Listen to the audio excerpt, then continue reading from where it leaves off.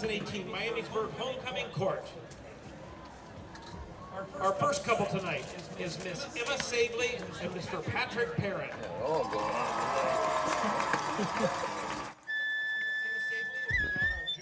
Sadley. Emma has been involved in several sports, including being a varsity cheerleader, 2-year varsity lacrosse player, and a member of the cross-country team. Emma is currently the student body secretary and has held the position of class secretary for the past 3 years. She's also a member of the National Honor Society, Spirit Club, Interact Club, and the Media Arts Program. Outside of school, Emma participates in Miamisburg Impact, Young Life, and works at Skyline Chili. After high school, Emma plans on attending college to study occupational therapy or speech pathology. Patrick Perrin is the son of Dave and Kelly Perrin. He has a younger brother, Wyatt Perrin. Patrick is a member of the Boy Scout Troop number 402 in Miamisburg and has earned the rank of Eagle Scout. Patrick is the manager for the Miamisburg varsity and JV football teams. Patrick is in the exercise science program and will attend Sinclair Community College after graduation to study culinary arts.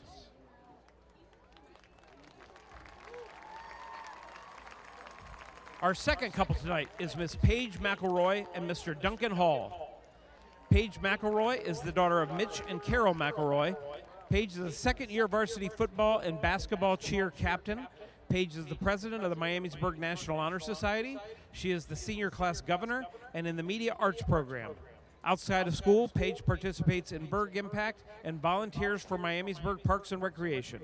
She plans to attend a 4-year university next fall to study visual graphic design. Duncan Hall is the son of Jason and Jody Hall. Duncan participates in baseball, basketball, and is a member of the National Honor Society, and participates in Impact. Duncan has committed to play baseball at the University of Louisville, where he plans to major in sports administration and minor in marketing.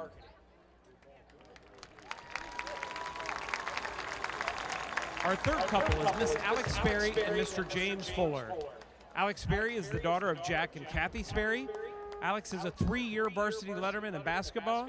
Alex is also a member of National Honor Society, Spirit Club, and student government. Outside of school, Alex participates in Young Life and plays club basketball for Midwest Takeover in Cincinnati. Alex is an active volunteer in her community and enjoys learning more about people of Miamisburg. Alex plans on attending Capital University in Columbus to continue her athletic career while obtaining a bachelor's degree in psychology and double majoring in criminology and sociology. James Fuller is the son of Shulisa and John Fuller, and the brother of 2017 graduate Jason Fuller. James is a 2-year letterman in lacrosse and is on the AB honor roll. James is also part of the Media Arts Program. Outside of school, James was a 2-year VCOM mentor and volunteered at a youth lacrosse camp. James plans on attending a 4-year university to play lacrosse and major in communications.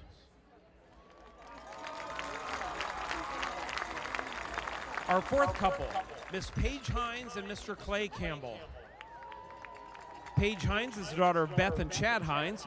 Paige is a second-year varsity volleyball starter and has played the sport for 9 years. She enjoys spending her summers volunteering at volleyball camps for younger girls. She plans to attend the University of Kentucky to study communications. Clay Campbell is the son of Jason and Shasta Campbell, and Clay is a 4-year letterman in track and cross country. Clay is a member of the MHS record-setting 4x1600 meter relay team. Outside of school, Clay is a member of the Spirit Club and volunteers in the community. He plans to attend the University of Memphis next fall, where he will run cross country and track and major in earth sciences.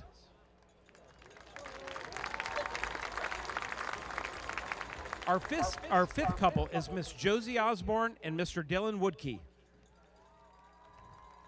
Josie Osborne is the daughter of Jason and Andrea Osborne. Josie is a 4-year varsity letterman and captain for the competitive cheer team and has been an all-GWalk performer the past 3 seasons. She has also been a varsity football cheerleader for 3 seasons.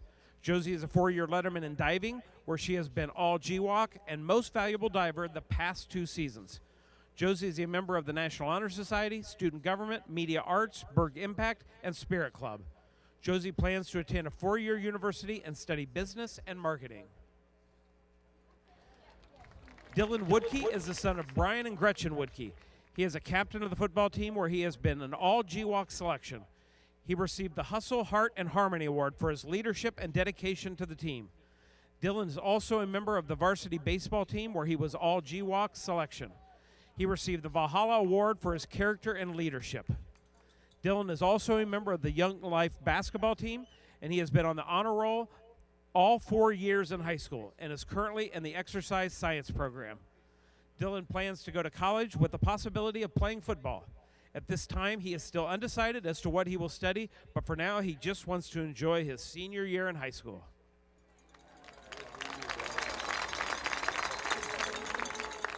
Our sixth couple is Miss Taylor Hines and Mr. Parker Hines. Taylor Hines is the daughter of Stan and Lori Hines. She has been a part of the Miami Valley Dance Company the past 9 years and plans to continue her dance career after high school. Taylor plans to attend Ohio University next fall to study nursing with a minor in dance. Parker Hines is the son of Beth and Chad Hines. Parker is a 4-year varsity letterman in cross country and track. He finished 14th at the state track and field meet last season in the 1,600 meters. Parker plans on attending a 4-year university to run and study architecture.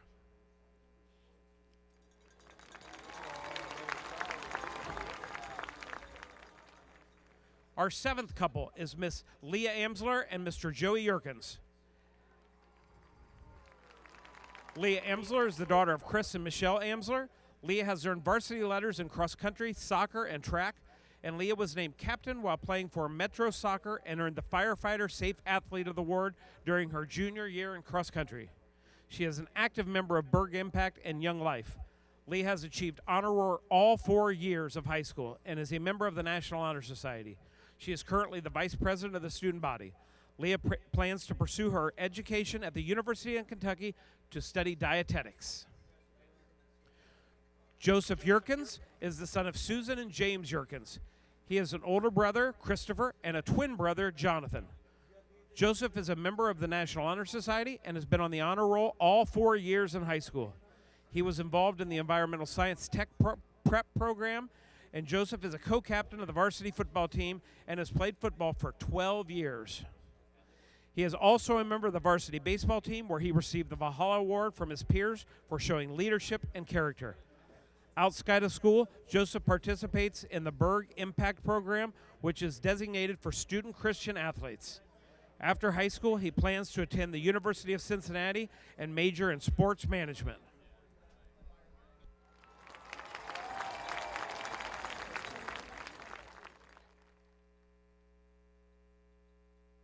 Our eighth couple is Miss Megan Grubbs and Johnny Hall.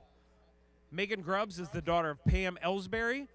Megan is a 3-year varsity letterman in cheerleading for football and basketball.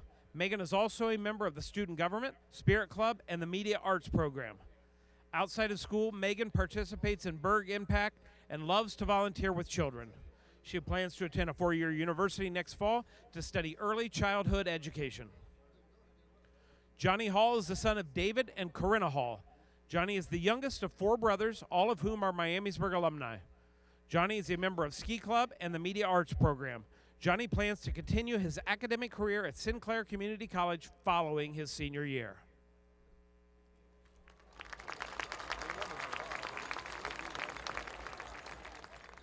Our ninth couple tonight is Miss Leah Myers and Mr. Bryce Hall. Leah Myers is the daughter of Dan and Tara Myers. Leah is a 4-year varsity letterman in gymnastics and has made it to the state meet as an individual the past 3 seasons. Leah was also a varsity track runner for 2 years. She is a member of the National Honor Society, Spirit Club, and is in the exercise science program. Outside of school, Leah enjoys coaching children in gymnastics. She hopes to attend a 4-year university next fall to study radiology. Bryce Hall is the son of Bob and Sherry Hall. Bryce is a five-year member of the Miamisburg Viking marching band and currently the drum major. He is also a 2-year varsity letterman in lacrosse. Bryce is a member of the National Honor Society and has earned the 3rd-year Progressive Award for academic achievement. Outside of school, Bryce enjoys volunteering around the community and plans to attend the University of Cincinnati to study aerospace engineering.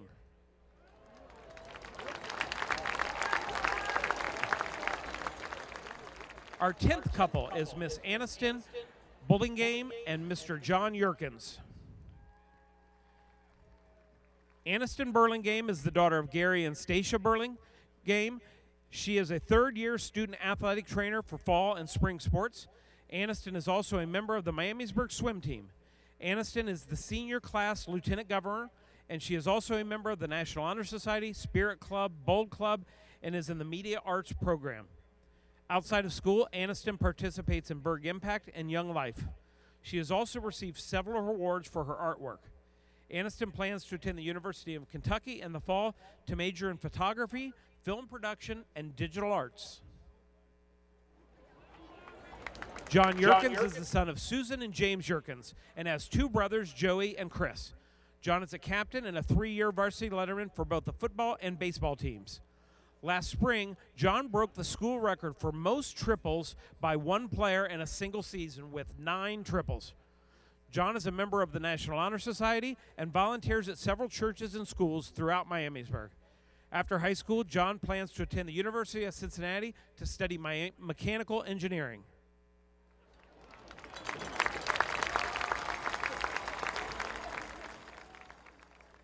Also with us tonight are the 2017 Miamisburg King and Queen, Xavion Bridges and Molly Suter. Miss Suter will be crowning the 2018 King and Queen. Molly is a student at Miami University majoring in speech pathology. She is part of the National Student Speech Language and Hearing Association and hopes to work in Miamisburg City Schools once she graduates. Xavion is studying at the University of Dayton. He is majoring in psychology and plans to minor in communications with a focus of TV broadcasting. He is in the running club, Skyline Chili Club, Disc Golf Club, and the hiking club.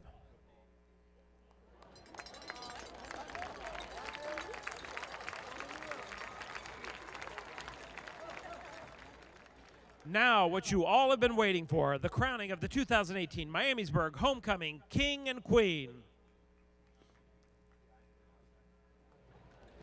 This year's 2018 Miamisburg Homecoming King is Patrick Perrin.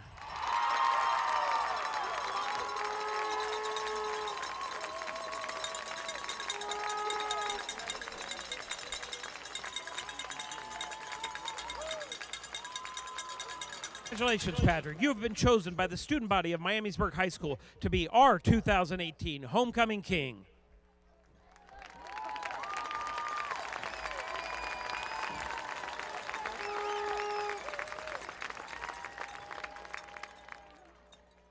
And finally, for the Queen, the Homecoming Queen for 2018 is Alex Sperry.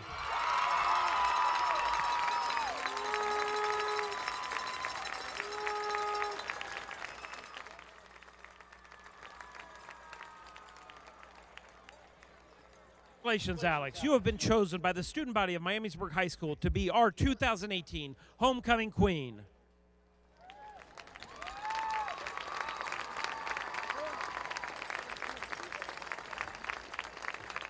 We're the Fairmont Firebird Cheerleaders, and this is the MVCC Game of the Week. All right, here with Firebirds head coach Dave Miller. Coach, you guys are coming off a dominating one last week over Beaver Creek. How has you seen that move over into practice following up for this game? Good week of practice. You know, it was one of our better weeks, but, you know, I've learned a long time ago, 15, 16, 17-year-old kids, you can't really tell much by that, but it's good to see we're more consistent. And I think they're ready to play. This is a big game, and you know, these guys are really good. So we have to got our work cut out. Yeah, I was about to ask Vikings quarterback Tate Vaughn. He's having a heck of a year at the position. How do you guys plan to stop him tonight? Because he is a dual threat, running and passing. Just try to slow him down. I mean, they're really good on offense, very well coached. He's a 3-year starter, so we've dealt with him for 3 years. So, you know, hopefully minimize possessions. That's what we try to do. So. And finally, what has to happen on either side of the ball for you guys to come out with a win tonight? Minimize possessions. We have to make sure we take care of the ball and keep it as long as we can and keep away from them. All right, thank you. Good luck tonight. We're here with Vikings head coach Steve Chanel. Coach, you guys have a perfect season going through so far coming in tonight. What have you seen from your players this week composed to any other year so far? Well, I think the biggest difference is senior leadership this year. We've got a good senior class, and they've playing with great effort and great confidence.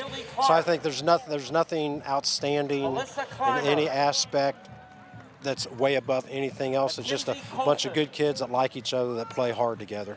Now, 2 weeks ago, you guys had a dominating win over a Wayne team that is perennially a state playoff team. Have you seen any change in your kids since that game? No, we've put that one behind us because we try to get our kids ready each week. Every week has its challenge. This week is as big as a challenge that we've had all year, including Wayne, because this football team's just like a Wayne, just a different version of it as far as the physical style they play. So every week is different in the challenges, and you just approach each week and do the best you can for that week. Now, last year you guys lost. There was a 2-point loss, and there was a few mistakes either way that could have cost the game. How do you I mean, watching film from last week, how are you guys prepared for the game this year? Well, they're a different team, we're a different team, so you really kind of have to take each year and separate it from this year. So we really didn't focus too much on last year, what went on with that game, because it's a different team, different group of kids, so and seasons go different ways. And finally, what has to happen on either side of the ball for you guys to come out with a win tonight? Same formula that we've had the first 5 weeks. Limit your mistakes, limit your turnovers, penalties, all those things, because you have two really good football teams here right now, and the margin of error becomes very small. All right, thank you. Good luck tonight. All right, thank you. We're the Miamisburg Viking cheerleaders, and this is the MVCC Game of the Week. You guys are in for a treat. This is going to be an intense G-Walk showdown as the 4-1 Fairmont Firebirds take on the 5-0 Miamisburg Vikings. Hello and good evening. I am Jared Bergstrom alongside Jeff Allen calling tonight's action. Jeff, why don't you go ahead and introduce us to Firebirds head coach Dave Miller. Well, Jared Miller, in his third season as Firebirds head coach, comes into it with a 98-35 overall record. He was Covington head coach from 2007 to 2015, and last year he was the 2017 OHSAA Division I head coach of the year. And what about the other sideline?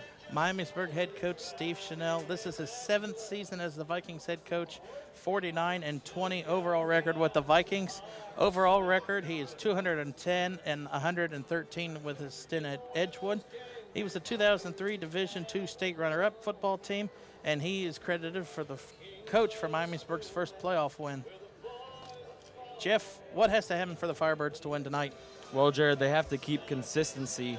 First of all, they have to feed Jesse DeGlow. The fullback is having a monster year. He has 136 more yards than he did last year at this point, and last year was pretty monstrous itself.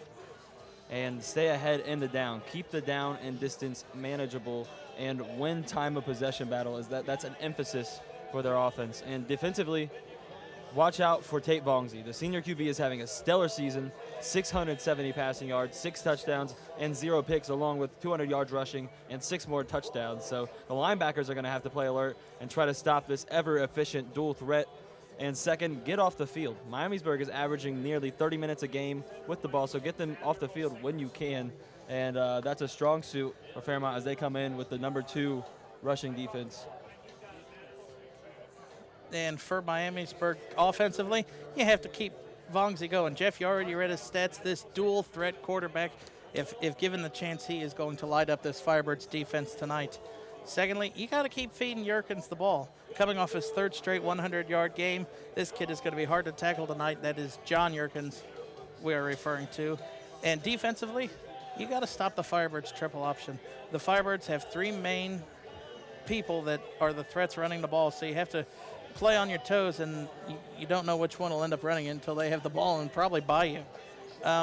Another one, defensive, you got to get the Firebirds off the field. The Firebirds have the advantage to hold all the ball for nearly a whole quarter if they so well choose. So when you're on 3rd down, make sure you secure that tackle. Jeff, who do you think is going to come out with the win tonight, and why? Well, personally, Jared, I think the Miamisburg Vikings will not be undefeated anymore in about 3 hours. And the reason being, it sounds like both coaches are going off of familiarity. They both know each other's offense very well. It's been established for a while, and so they studied game film, and I just think Dave Miller, at the end of the day, has very strong fundamentals, and I think that's what's going to come up on top on this game. What about you, Jared? I'll let you know with about 5 seconds left in the game who's going to win. No, I think I'm going to take the Vikings in this game. The Vikings, coming off a huge win 2 weeks ago, beat Wayne for the first time ever under Steve Chanel. They have matched their best start to any season in football history. Everything is lined up for the Vikings to maybe go undefeated. I mean, granted, they got Northmont looking at them at the end of the year, but I mean, this is going to be their second hardest test of the year. I mean, they proved and took care of Wayne a few weeks ago. It'll be interesting to take hold of the Firebirds tonight. Definitely, they're really pumped up, Jared. Okay, you need to tell them. We couldn't hear each other at all. We could just hear them.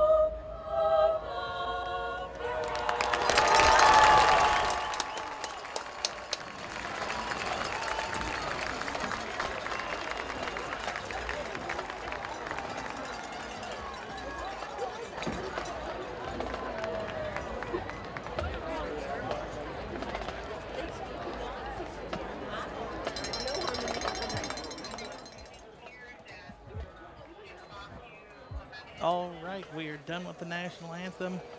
Band's clearing off the field. We're about ready for kickoff. Jeff, who's your defensive player to watch for Fairmont tonight? Well, Jared, I'm going to go with Marquise Williams, the safety. He has made a huge wave this year, coming in and stopping almost all of the plays short. Really, number 2 rushing offense, as I said before this game, and I think he is going to be the X factor, especially against Tate. All right, my peep, I'm going to watch for tonight. You're going to have to watch the Yerkins brothers coming out of the backfield. I mean, John Yerkins had a great, he had a great learner to learn from in Tony Clark for 2 years following him. Now he's a leading back and he's teaching his brother what he knows. It'll be interesting to see as we are getting ready for our City Barbecue Game of the Week for week number 6. Miamisburg won the toss and elected to take the kick. So it looks like number 93, Asher Rome, will be on to kick off for the Firebirds. And you know, Jared, this is exactly what Coach Miller wants, the ball in the second half. Always looking for the upper hand. Lewis and Jurgen for the Vikings. Looks like number 1, Zion Lewis, is back deep to return this kick for the Vikings.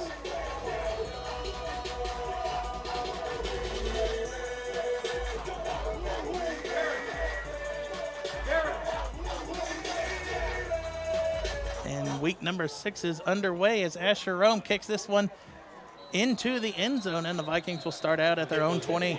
And out brings Tate Bongsy and this really efficient Miamisburg Vikings offense. So Bongsy going to lead the team out onto the field for their first offensive possession tonight. And Jared, this is going to be a battle.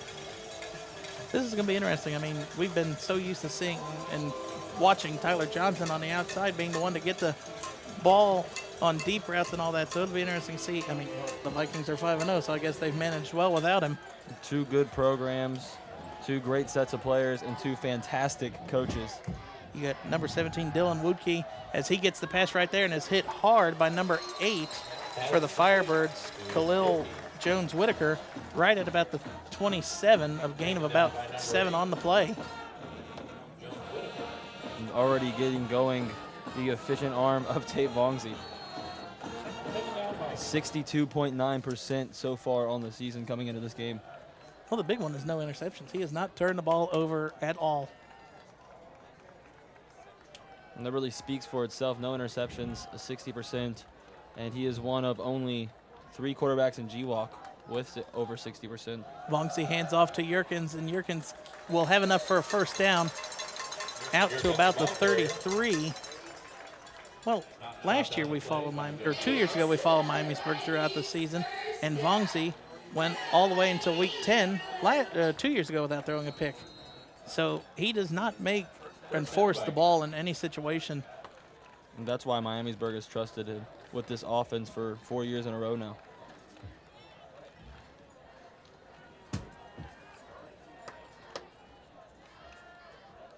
Vongsi will line up under center with Yerkins behind him. And Yerkins will get the carry right up the middle, and he will be right at the first down marker. It'll be close. Looks like tackle is by Whitaker again for the Firebirds. And Yerkins, one of your points of emphasis at the beginning of this game, coming into the game with 404 yards and 4 touchdowns, trading carries with Zion Lewis, which will also be a player to watch this game, as he has emerged as one of the cornerstones of this Miamisburg offense. I've been watching Coach Miller roaming the sideline the last 2 plays, and he is mad over on that Fairmont sideline. I mean, 2 big runs by your defense, and your defense is, what, 2nd in the league in rushing? Mm-hmm.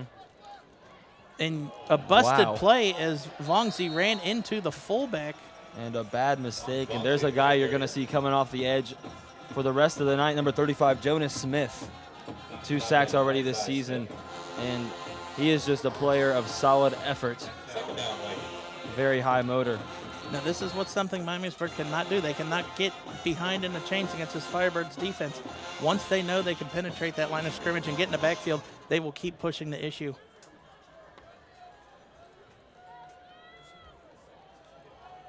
So 2nd and 11. It's a long 11. And Vongsi's going to pitch it out.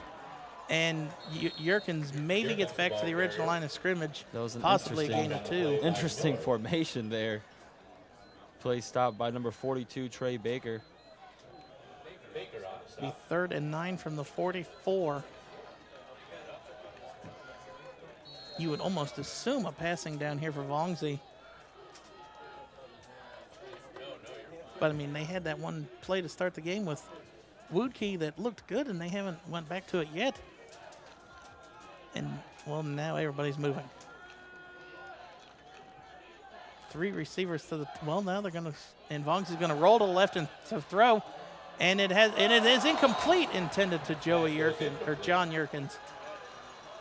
And the play that wasn't even the player I was watching. I saw the tight end. He was way out in front of his defender. That motion created tremendous play action on the play. But incomplete pass makes it 4th and 9, and it looks like maybe number 32 on the punt for the Vikings, Connor Musgrove. And back deep to receive, I cannot see his number. A high booming kick, fielded at about the 10 by Fugate, and Fugate will be out to about the 20, maybe the 21. And a nice stingy drive there for the Fairmont Firebirds defense.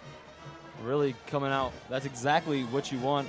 And rather fortunate, as Miamisburg looked like they were doing a lot of things. They in were that doing drive. a lot of movement pre-snap that it looked like it had the Firebirds confused for a little bit. But now Fairmont, I mean, capitalized and forced them, or got them in long go to situation. And now Braden Miller, coach of the Sun, will take over for the Firebirds. for their first offensive possession of the night.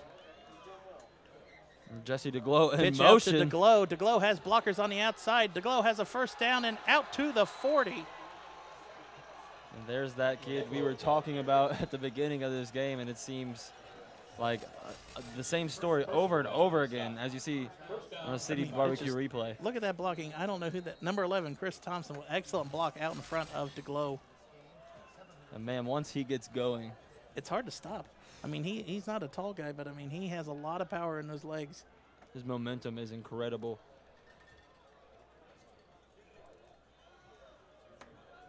First down and 10. 2 receivers now for Fairmont. Miller keeps the handoff up the middle, and he'll be close to midfield. And I think they might have missed a false start on the play. The refs missed that false start. Chris Thompson had a little bit of a movement, but he took a half a step and right after he was set, so it should have been called. Nothing called there. Second down, Firebirds. Second down and a long 3 here close to midfield for the Firebirds. Do me a favor, wake me up when the change of possession happens. Fairmont will lull you to sleep with this pound and ground triple option. Running the clock.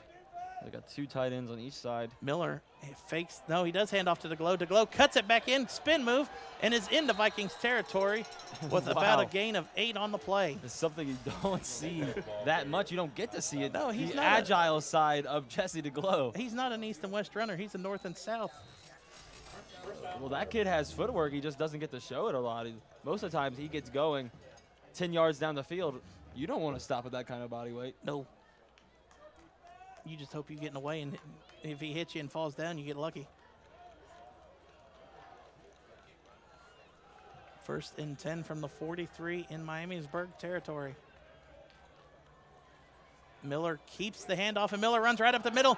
Miller might have it's a foot race to the end zone, and Miller will have a 43-yard touchdown run. Braden Miller with an incredible read up the middle. You see here, I thought number 2 for the Vikings, Cameron Moore, was going to end up catching him, but I guess he just had the edge. You see right there, he dives into the end zone, giving the Firebirds the first score.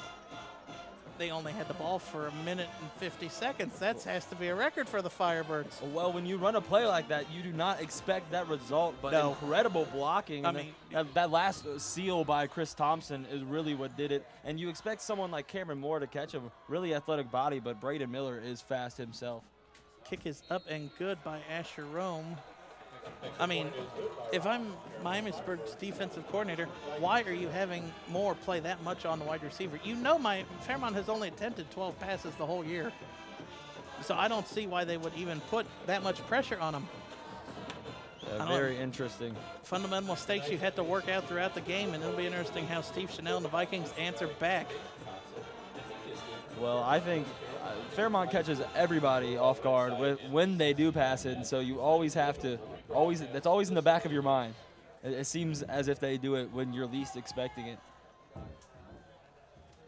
There's only 5 complete passes on the year. Yeah. So here we go. Asher Rome on to kick off for the Firebirds for the second time this quarter. Here comes Lewis, deep for the Vikings.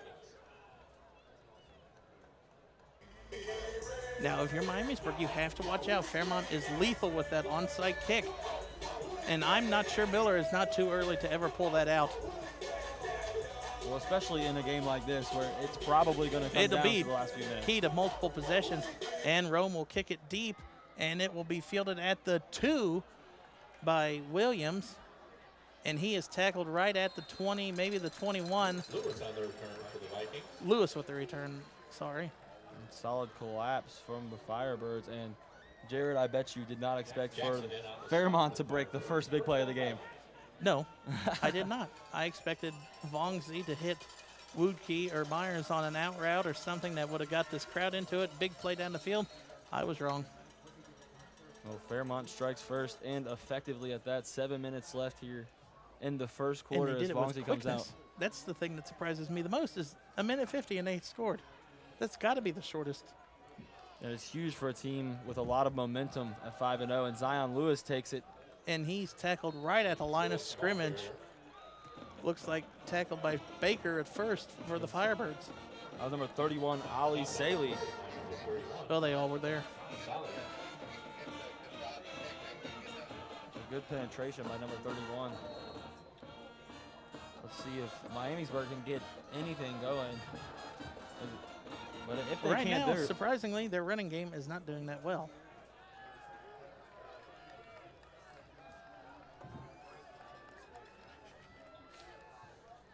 Mvongzi rolling to the right and throws it deep down the field to a wide open. I believe that is Myers, and Myers is out to the 40.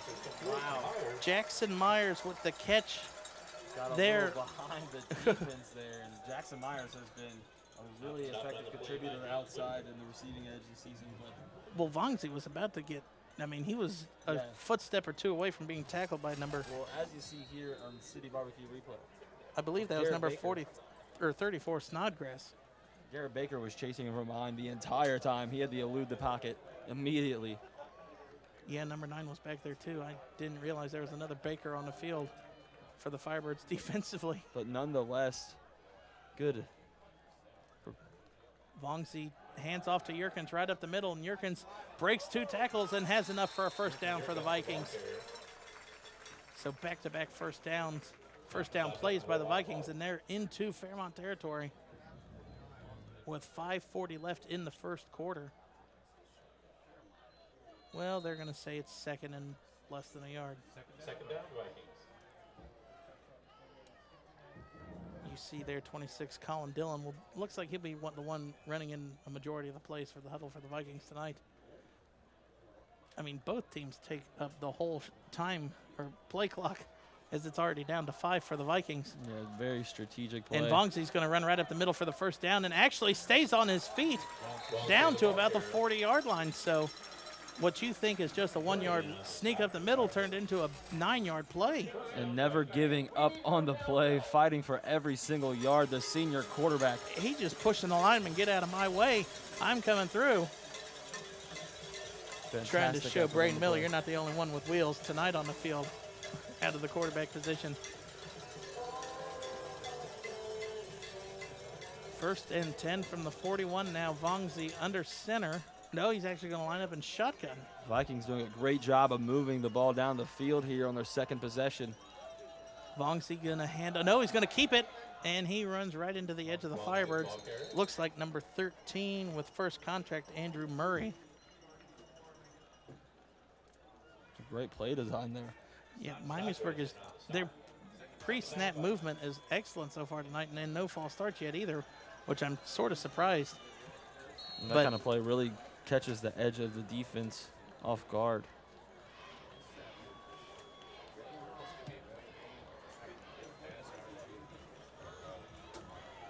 Second and 7. There was a gain of 3 on the play, and Vongzi's back under center. There's the wing tee. And he's going to hand off to Yerkins right up the middle, and Yerkins is going to have himself a 38-yard touchdown run. Senior running back John Yerkins. And Miamisburg's a point attempt away from tying this up. Yerkins stampering through a gaping hole for his 5th score of the year on the ground. You can see it here on the City Barbecue replay. It's the that- right side of the defense, the left side just collapses. It's that wing T offense formation that it messes with everybody. Number 26, Colin Dillon, is on to attempt the extra point for the Vikings to tie this game up at 7. A fantastic job by the Miamisburg offensive line by swaying the defense. Kick is up and good. And if you would have told me with 3:55 left in the game that we'd be tied at 7, I'd call you a liar. I wouldn't have thought Miamisburg would have had the ball for the second time. Well, great couple of series from both teams. I mean, now it's interesting to see how Fairmont capitalizes or answers the pendulum shift back to Miamisburg's favor. I think they'll run it. Run it? Oh, well, yeah, I guarantee you that. I guess the question is how quickly and how many plays. Well, Miamisburg is no joke on the defensive side of the ball. Either is ranking No. Yeah. third in rushing defense and eighth in passing defense. Well, their passing defense is going to go up tonight. There ain't going to be no pass. But, I mean, with the magnitude of this game, I wouldn't be surprised if either coach pulls out an onside kick early to just try and keep momentum on their side and keep the defense for either team tired and on the field for an elongated period of time. Well, it's very possible. Both kickers experienced, especially in onside kicks. And there's a squib right up the middle, fielded at the 30, and he's going to fall right on it. That is Khalil Jones-Whitaker. Number 8, Jones-Whitaker. First down, Firebirds. That brings back out Miller's triple option offense.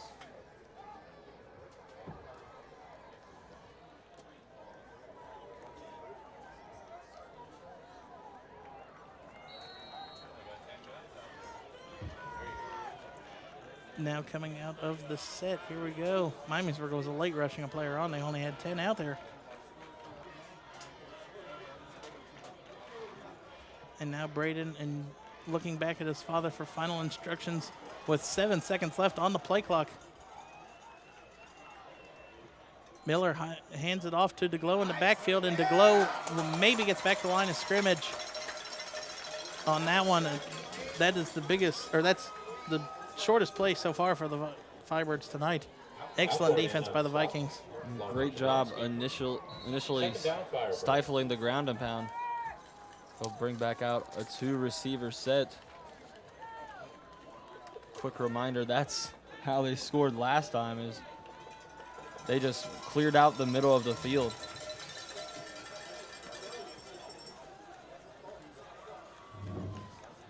Miller back under center. Miller going to hand off to, no, he keeps it. I thought he handed it off to DeGlow, but maybe that's a point where he should have handed it off to DeGlow. Fantastic job on the edge. Jackson Gebhardt. 3rd and Senior 6 here, and you hear the Viking horn blow through the, probably the entire city of Miamisburg can hear this thing. 3rd and 6 from the 34. 15 seconds left on the play clock.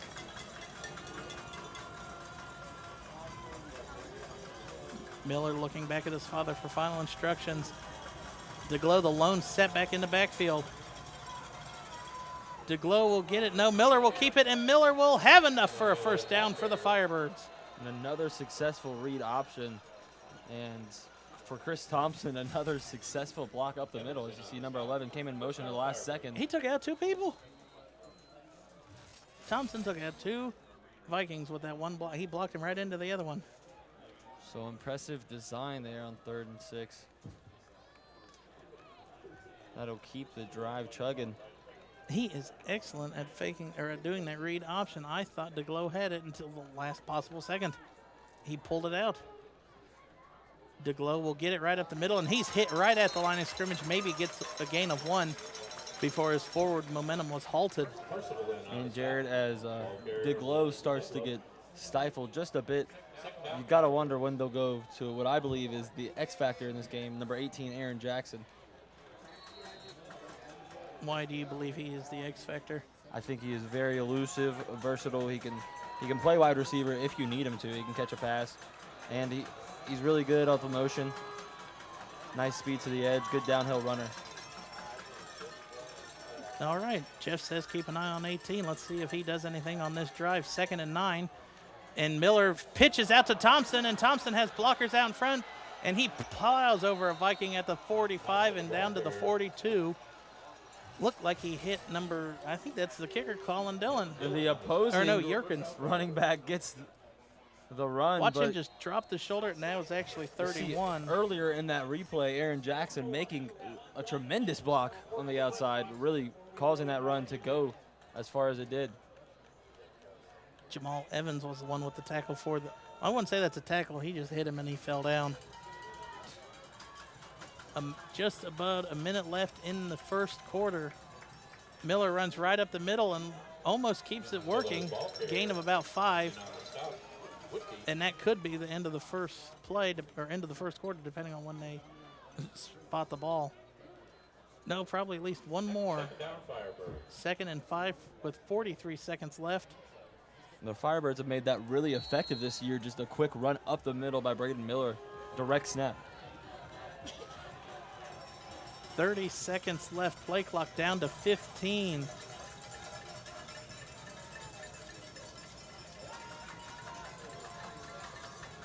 Miller under center. Definitely the last play of the first quarter. Miller keeps it, and he will be tackled for a loss back to the 40 as the first quarter will come to an end. It looked like I did not see a number of the Vikings who got that tackle. Incredible initial hit by Cale Parkhurst. And 3rd and 7 will be when we flip sides of the field and start the second quarter. Miamisburg and Fairmont tied at 7. And that's a guy I'm surprised we haven't called Parkhurst? his name yet. Parkhurst. Yeah. He is the leading tackler, has a couple sacks on the season, and always consistently effective. Here we go, wrapping up this first quarter. It's been a battle so far. Exactly what we expected, not to the degree though. Right, I mean, if you told me Fairmont was going to have a scoring drive of 1 minute 50 seconds, I'm sorry, but I would bet money on that wouldn't happen. And Miamisburg responded right back with a big play of their own. Tonight's MVCC High School Football Game of the Week is being recorded by the Miami Valley Communications Council and media students from Kettering, Fairmont, and West Carrollton High School. Go to our website, mvcc.net, to find a schedule for rebroadcast of the game. And while you're there, find out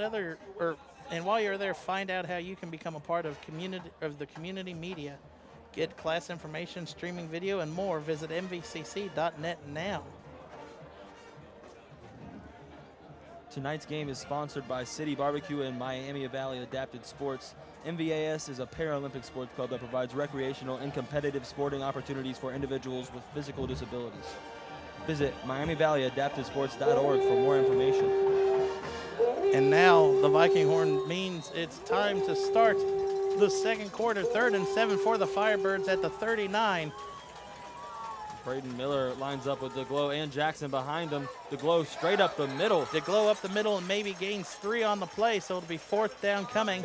And let's see what the Firebirds do. Miamisburg defense just keeps on getting tougher. And here comes the punting team. Number 2, Ryan Hall, line up for a punt for the Firebirds. Very wise decision, in my opinion. Look, I've never seen Trey Baker back there to block for the punter. Well, it's the block for the punter and to cream whoever gets the ball. Oh, no.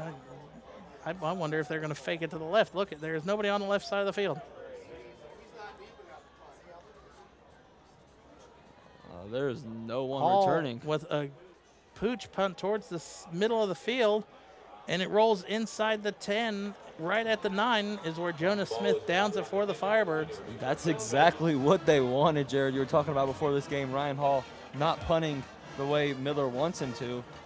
Yeah, Miller, from watching film, the Firebirds have focused most of their punts towards the sideline to limit a return or no return, but I think he'll be happy pinning them deep inside the 10. Definitely.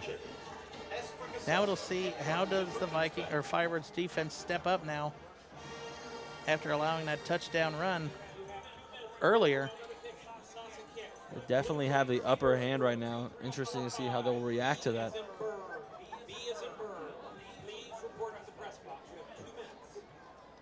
And the wing T right now. Zion Lewis gets it. The flag on the play.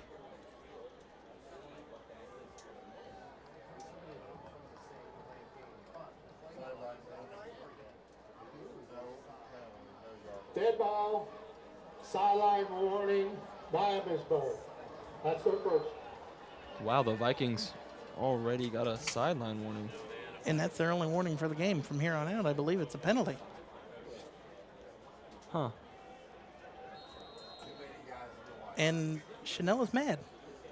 Nothing to say. Look at that. Look at the scowl. Wait until the polo gets ripped off. And when he gets mad. Vongsy hands off to, I believe that is Lewis. To the outside. Tackled at the legs by number 25 defensive back Chase Fugate. About a gain of 2 on the play for Lewis. Second down, Vikings. Chipped off a couple yards there. And there you see Dylan going to be running in with the play.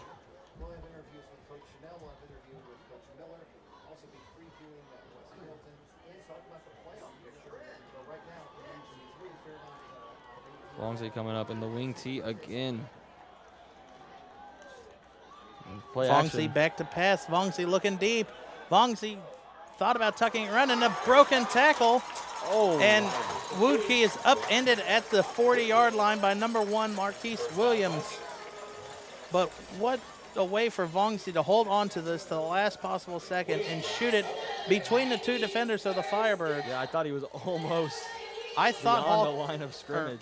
I believe that was Baker that was out there. Ryan Hall almost got him, but tried to I arm thought Baker tackle was him. going for the pick, or at least the deflection. Well, Woodkey just ran right past him and then got upended by number 1, Marquise Williams. Gain of 38 on the play. Pitch out to Yerkins, and Yerkins maybe picks up 2 on the play. That was a very wide pitch there. Very wide. In on stop, Williams. Second down, Vikings. Resetting, and so far Miamisburg. See Cale Parkhurst checks into the game. First time he's been on this drive on the field for the Vikings. Well, no, I thought he normally plays defense. I've never really seen him out there to play offense.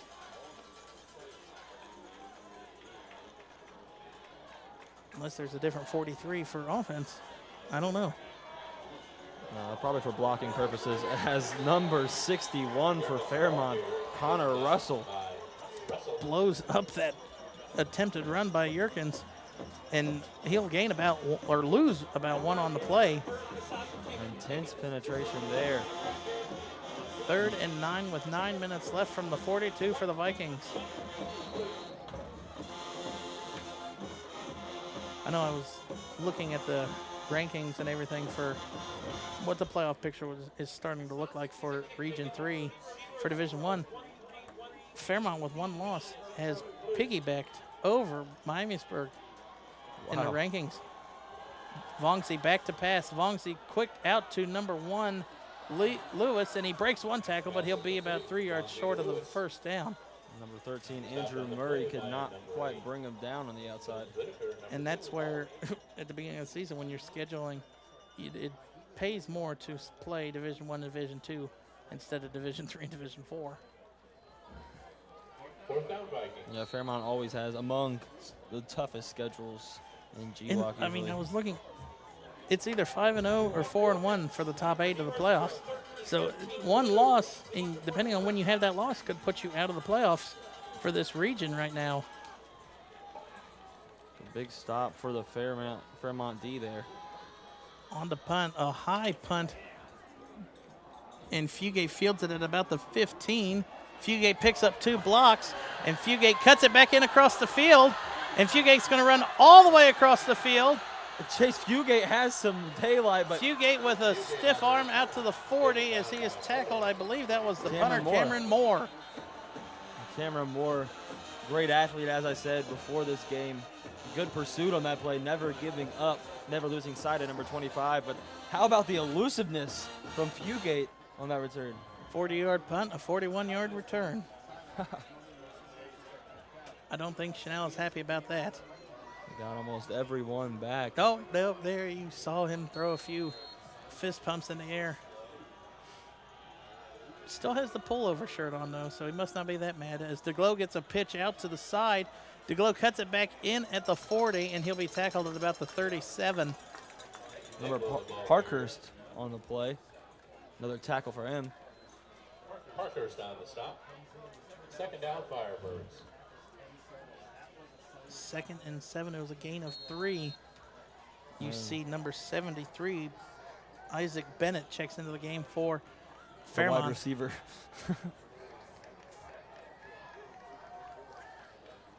Yeah, you know when they make that substitution. It's a run. Yeah. 9 times out of 10. I'll go 11 out of 10. Thompson in motion. And Miller keeps it for about a loss of 2 on the play. Great penetration from Will Percival, the senior defensive lineman. Coming right up the middle. kind of interesting. Why are you not running behind that? The tonnage well, now the tonnage goes off. But I mean, you had a guy that could fill up 2 holes on the line, and you didn't run behind him. Kind of head scratching there. Third, bring out Trey Brennan and Garrett Danielson in the wide receiver spots for 3rd and 8. Interesting.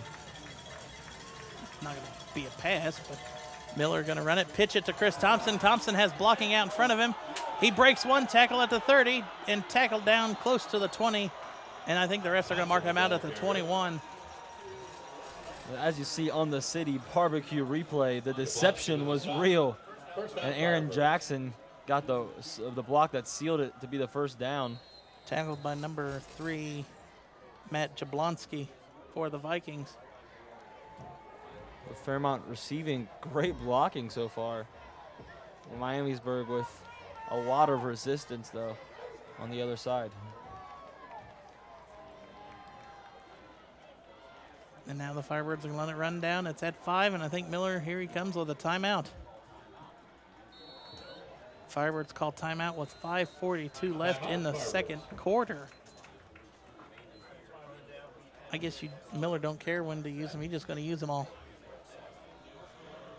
I mean, tied at 7 late into the first half. Did you expect this outcome? Yeah, I definitely expected a stingy game from both sides. Did not expect the 2 scores to be big plays, but as you see here in the last couple of drives, we've gotten to normal Vikings and Fairmont offensive styles. Yeah, definitely, and the defense is tightening up on both sides as well. And well, I mean, Fairmont is still hitting them with gashing plays. I mean, that 3rd down conversion that we just saw was about a gain of 25 or more on the play. So, I mean, even though it's a simple pitch out to the left, the Fairmont receivers are making the blocks down the field to get a bigger play. Well, the Firebirds are just going to have to stay solid throughout this game if they want to come up victors. Steve Chanel is a fiery coach, and he always has the same effect on his team. Yeah, Miamisburg is by far, I mean, it looks like Fairmont is playing with a little bit more emphasis on the gas pedal, but Chanel is by far thinking of making adjustments in his head of what has to do at halftime, and they're going to come out, I would assume, at halftime. I mean, we see him now on the sideline. He's writing stuff down in his notebook as Miller runs. No, he faked it. Something to look at on that play. Ryan Hall came out to be wide receiver for the first time, I think, this quarter. There you see number 4, Trey Brennan, checks off the field for the Firebirds. They'll have Ryan Hall isolated with defensive back Cameron Moore at the top of your screen. Miller will take direction as the play clock ticks down to 11. Miller lines up under center. Miller hands it off to DeGlow. DeGlow cuts it back in, and he will have enough for a first down for the Firebirds. In good motion by Aaron Jackson, number 18 there, to make the DN stay home for just a few seconds, and that's all they really needed.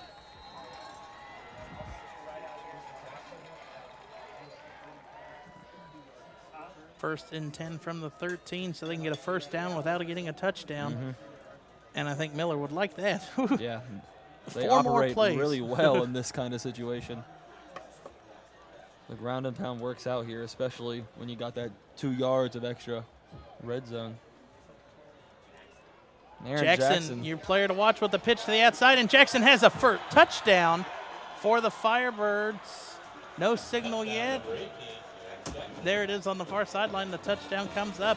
Aaron Jackson with a 13-yard touchdown run for the Firebirds to put them up late in this first half. And as you see there, Jared, he doesn't get a lot of looks, and when he does, he capitalizes them. Very elusive senior, but that's what the triple option ground and pound does. As you see, the motions wear on him.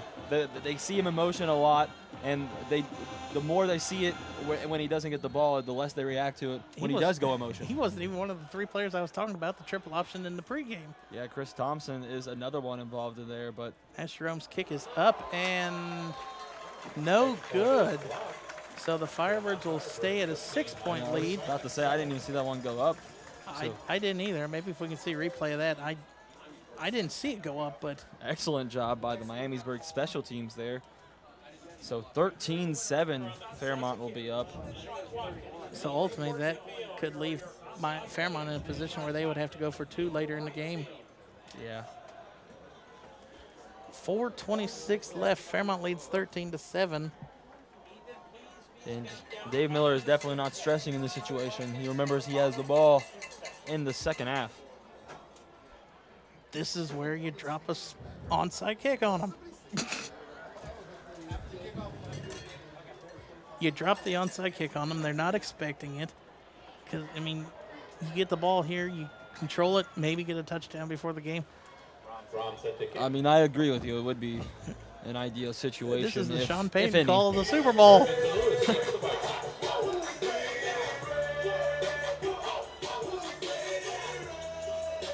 Miamisburg student section trying to pump up their team, down 6 here towards the end of the first half. Asher Rome's kick is going to get sailed into the end zone. No, fielded at about the 2. Yerkins will take it. Joey. Yerkins, the younger, or not, I guess I can't say the younger. And there he is again on special teams. Aaron Jackson making a really good open field tackle. Excuse me. I'll bring out Tate Vaughn. 4 minutes and 20 seconds left. There's by far enough time for Vongsley to try and get a scoring drive going here. 4:20 left.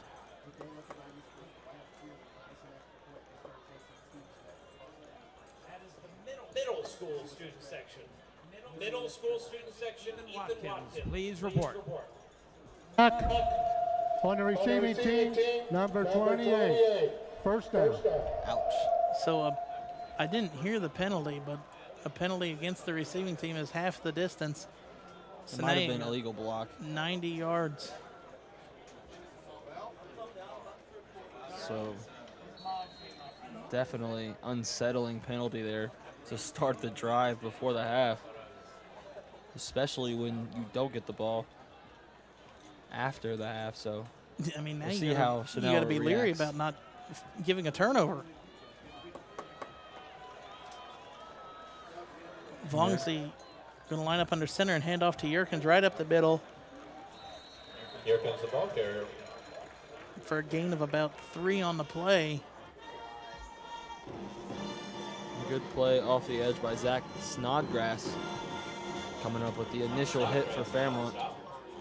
4 minutes now as the clock approaches the end of the first half. 2nd and 8 from the 12.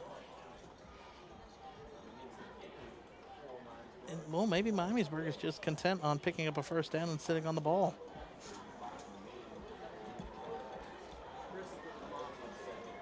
One receiver lined up wide. Colin Dillon, Zion Lewis in motion. Vongsley going to roll that way and look for it. Oh, Vongsley going to air it out deep. And an interception by the Firebirds. Number 25 intercepts that Fugate.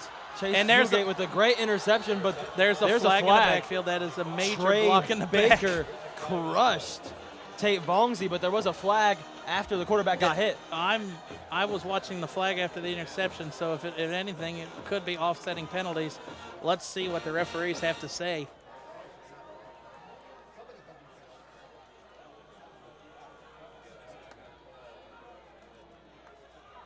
It looked like a clean hit. I don't think it would be roughing the passer. I don't know. Maybe we can see a replay after the referee tells us what happened. We have roughing the passer on defense. We have a penalty in the back, which will be waived off. It'll be first down for the offense. Wow. Let's take a look at that really replay and wanna see see that the one. end of this. Focus on the quarterback, number 9, right Trey there. Baker just starts pursuing right there. That was not roughing the passer at all. As he Are these NFL refs? And that wasn't Clay Matthews. that was roughing the passer in the league, but I didn't know high school was transitioning that way. But nonetheless, we have a reset of plays, and Chanel is definitely wiping his forehead on that one. Well, they got the 15-yard penalty for roughing the passer. Wow. You want to get Clay Matthews on the phone and see if he agrees? Yeah, so Miamisburg definitely coming up fortunate in this one. You see there, Vaughn getting instructions by head coach Chanel. That is a huge momentum killer. That would have sent the Firebirds off. So you wipe out the interception by Fugate, and Miamisburg has 1st and 10 from the 28. Vongzi hands off to Yerkins right up the middle, and Yerkins maybe gets back to line of scrimmage, a gain of 1. Tackled by number 9 for the Firebirds, Baker. Second down, Vikings.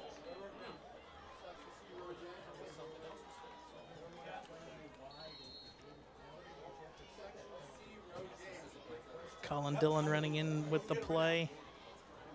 We'll approach under 3 minutes now. You guys okay? Vongzi under center. Vongzi back to pass, looking quick to the outside. Caught by Dillon, breaks the tackle, and he's close to midfield as number 8, Whitaker Jones, comes up with the tackle for the Firebirds. I did not see. Who was the tackle he broke? Chase Fugate. Chase Fugate was the man coverage on the outside. And as you see here on the replay, he executes a great curl and just breaks the arm tackle. Number 8, Jones Whitaker coming up with the tackle on that one. You saw there in a replay for a cowbell enter the screen. Don't ask me why the Vikings have cowbells as their thing. That doesn't make sense to me, but it works. As Yerkins gets the carry to the outside, and that was Lewis. Oh, that was Lewis. So huge play for the Vikings. The prior down, but coming up with only 2 yards here.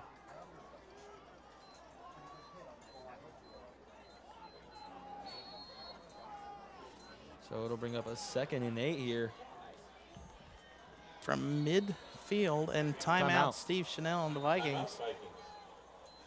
2nd and 8 with 2:12 left. You would think you would have to get something going down the field on these next couple plays. We'll see a lot of the times high school coaches do not want to break the mold or the momentum they have with their offense, especially Miller when he gets in these type of situations. he still continues to believe in his particular set of plays. I've seen Miller. I've seen the Glow bust a huge run, and then they get up to the line of scrimmage, and Miller calls a timeout just to calm them down. So, I mean, obviously these two coaches do not really care when and where to use the timeouts, as you would think normal coaches would. They will call them to manage how the players are on the field at that given point.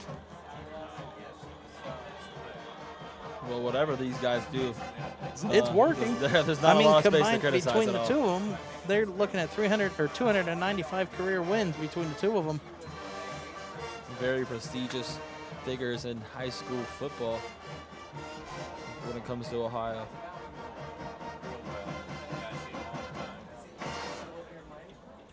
I mean, and before Miller took over at Fairmont, I mean, they were a very dismal, consistently bottom of that conference, their division of GWalk. Yeah, I've seen Steve Chanel talk to Tate Vongzi 3 different times individually on this drive, so I think they're definitely plotting up something. Vongzi rolling to the right, passes it out, and is caught by Dillon at the 40-yard line. Gain of, well, they're going to mark him at the 39, so gain of 11 on the play. And Ryan Hall just trailing him. He's able to catch up with a good wrap-up, but can't quite get the ball to come out.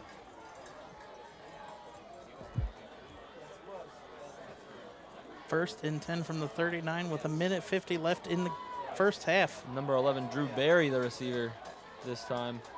Vongzi going to hand off to Lewis. Lewis cuts it back in, out across the 35.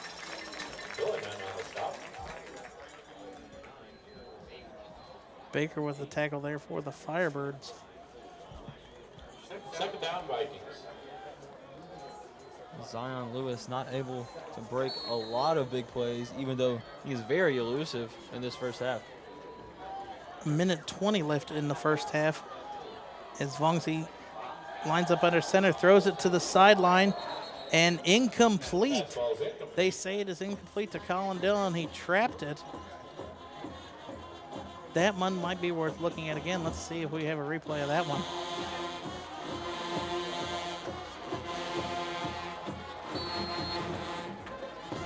Inching closer to the red zone with a minute left, but still not quite in reasonable striking distance. And I think Chanel just called his second timeout. He did. As you said before, Jared, they do not care what cost. They just care about managing the game. Tonight's game is sponsored by Miami Valley Adapted Sports. MVAS is a Paralympic sports club that provides recreational and competitive sporting opportunities for individuals with physical disabilities. Visit MiamiValleyAdaptedSports.org for more information. I mean, when I saw we were doing this game at the beginning of the year, and then how each team has progressed throughout the year and the wins that they've accumulated, there is none bigger than Miamisburg knocking off Wayne 2 weeks ago here. I mean, it wasn't even knocking them off by like a last-second field goal. It was a 30-13 ground and pound. They kept Wayne off of their game. And the more this game goes on, it hypes up real football fans. This is just a chess match. Classic chess match, back and forth. And by the end of this game, or by the end of the chess game, we'll be down to just the queens.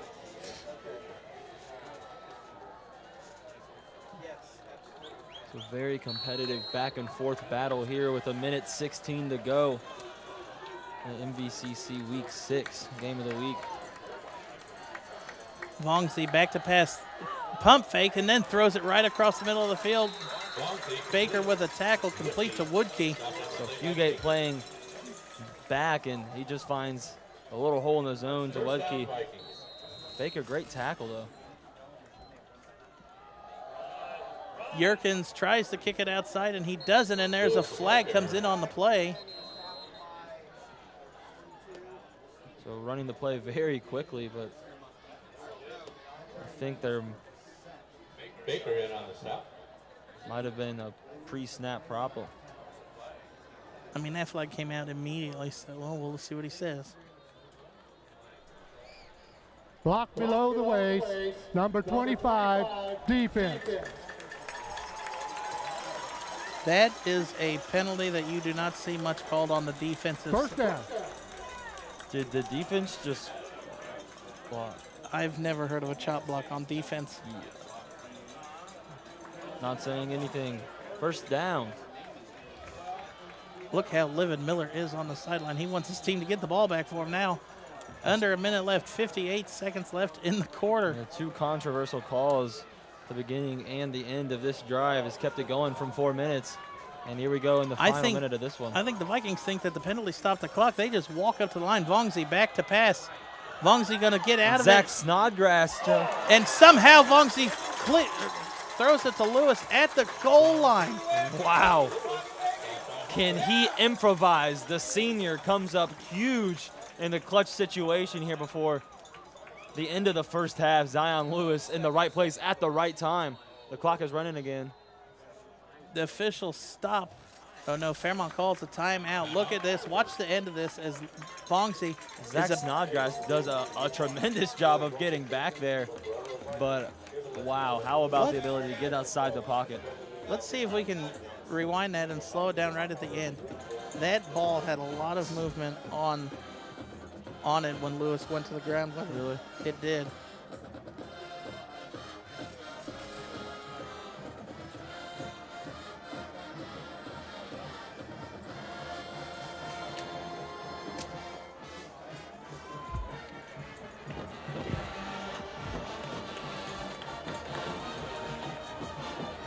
I mean, first and goal to go from the one. I mean, you've got 3 feet between you and an end zone, and well, the ball looks like it's like closer or set closer than that. So, and this is the picture-perfect situation that Chanel imagined when he started this drive. Each team with 1 timeout, and for being in the red zone, it's a pretty abundant amount of time. 34 seconds. Each team with a timeout with 32 seconds left. Looking to Vongzi under run this center. first play. Vongzi runs right up the middle, and Vongzi That's a score. will put the Vikings, will tie the Vikings up at 13, pending the extra point. That'll be his 7th rushing touchdown of the season. Only running it when he needs to at that. And he still hasn't thrown an interception yet on the year. Good drive by the Vikings, assisted by the 2 big penalties. Colin Dillon will be in for the extra point.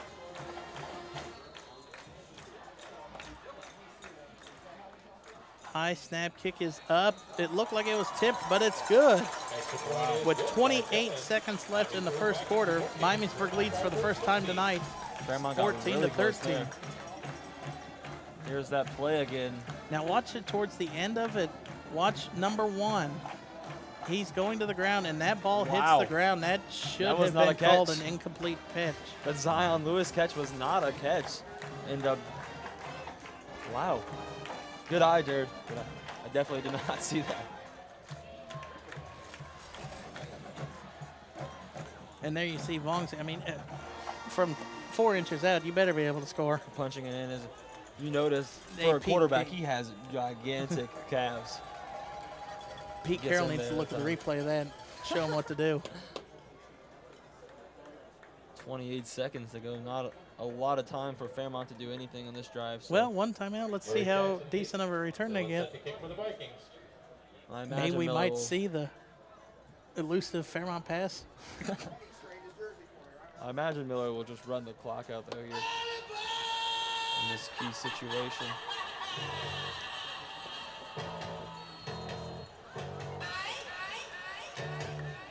There's the vintage crazy train on kickoff. Dillon's kick is fielded at about the 15. Jackson with a big return to the outside. He has blockers out in front of him. Jackson cuts it back out. 1 person to beat, and he breaks it, and he's out to about the 35-yard line. What did I say before the kick? See what kind of return you get? Wow, he is just setting the crowd on fire with that one. Gets out to the left and does not look back at all. Aaron Jackson following every single block ahead of him and almost getting by Colin Number Dillon. Really 3, slowed him down. Matt Jablonski with a touchdown saving tackle towards the end of this first half. With 18 seconds left in the timeout, you would almost assume a Firebird pass is looming within these couple plays. And there could be something there as Ryan Hall matched up with the lone Cameron Moore on the right side of the Firebirds offense. Miller going to fake the pass, going to tuck up and run, gets rid of it to DeGlow, and DeGlow is tackled, and Miller quickly calls the timeout with 9 seconds left. How about the effort from Braden Miller? Trying to step through the tackle. On his way to the ground. I would have, Miller had great speed, get it to the ref for the call that timeout. I mean, he almost breaks this, but when he realizes, oh wow, what a way to get rid of that. In between 2 And Miamisburg then what? defenders. Oh, they're going to cut out of the replay. Miller comes running in with that timeout. So pretty solid play, but picked apart by the Miamisburg D, and only 9 seconds to go. And we remind you, it cannot end on a defensive penalty. yeah, this is not a situation that Fairmont excels in.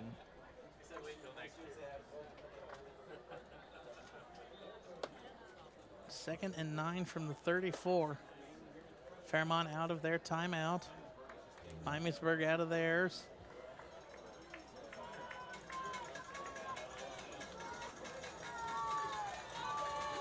And what could be the last play, this back and forth, inch by inch, first half. Thompson comes in motion from bottom to or top to bottom of your screen. Miller lined up in shotgun. I don't believe my eyes, Jared. Miller throwing it to the sideline. Quick out to Ryan Hall. Come down and bounds with it. Wow. Here comes Excellent Asher. design. No, they did that for a field goal attempt, I believe. I just saw. Here comes Asher Rome. Excellent design, and wow, this is a pretty big field goal for a high school kicker, Jared. Asher Rome on to attempt a 30. No, this will be a 43-yard field goal attempt. All eyes on 93 in the Miamisburg line. Let's see if Ready Chanel to see calls if a they can block timeout. it. Chanel walks away. No timeout by the Vikings. And they, Here we go. no timeout. The officials stop it. So they're going to try the ice. Asher Rome, the senior kicker. I thought the head coach has to be the one to call the timeout. Chanel was down here, nowhere near the timeout, or near the referee to call it. As you see on the City Barbecue replay, good rollout by Braden Miller and really excellent placing. Look at the drag by Ryan Hall on that. It's a good thing because that other foot was going to come down out of bounds. Everything about that play worked. Let's see. Look at Chanel. He's nowhere. He's not even in this huddle. He's down here. He's ready to go to the locker room. He's at midfield, nowhere near it. 4 seconds left. He's prepping his speech. Once again, a 43-yard field goal coming from Asher Rome. Number 32 for the Firebirds is the holder. That is Garrett Danielson.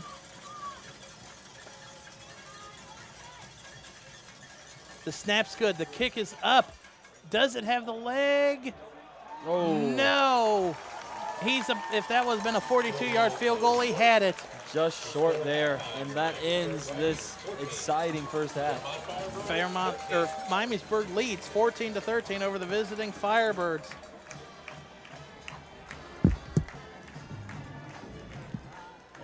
Shit, I didn't think we'd get that close.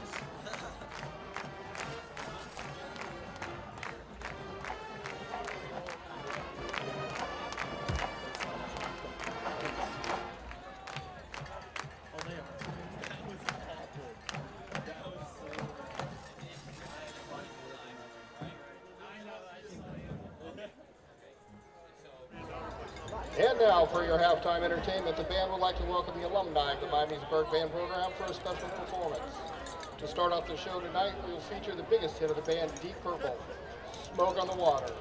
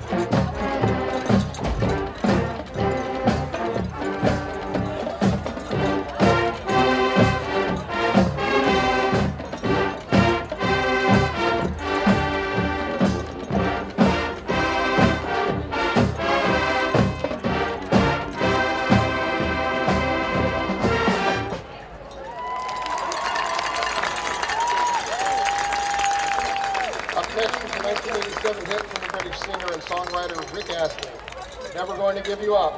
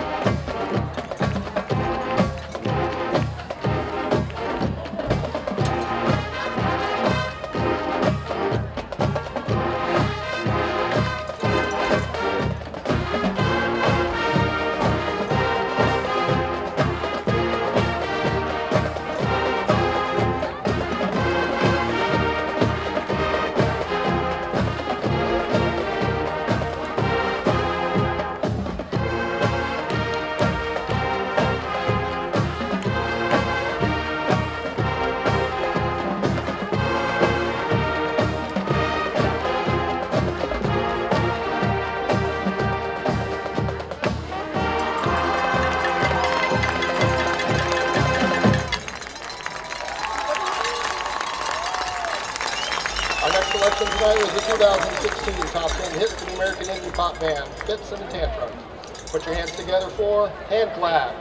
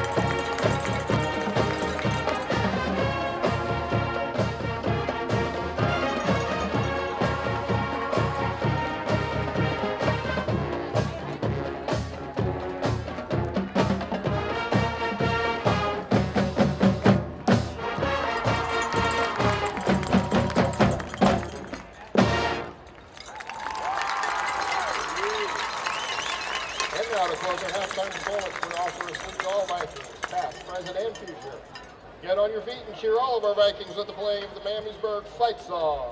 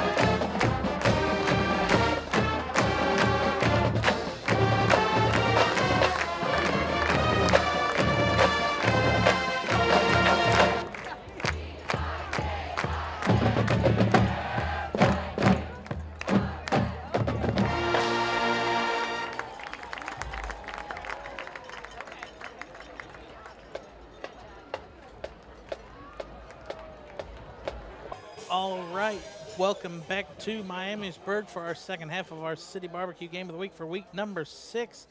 Miamisburg is leading 14-13 over the visiting Fairmont Firebirds on their homecoming night. Jeff, Fairmont's set to get the ball here first to start the second half. Jeff, what changes does Fairmont need to execute or change to execute in the second half to come out with a win? Well, I definitely think they need to tighten up their secondary. I feel like if they take away the pass and they can really contain Miamisburg to running that wing tee, because 85% of the time they come out in that formation, they should know what's happening. It seems pretty, consistent, and so I think they really need to just watch out for the few passing formations. But when the wing tee happens, I really think they need to collapse and break down. Yeah, that should be where they maybe bring in a blitz.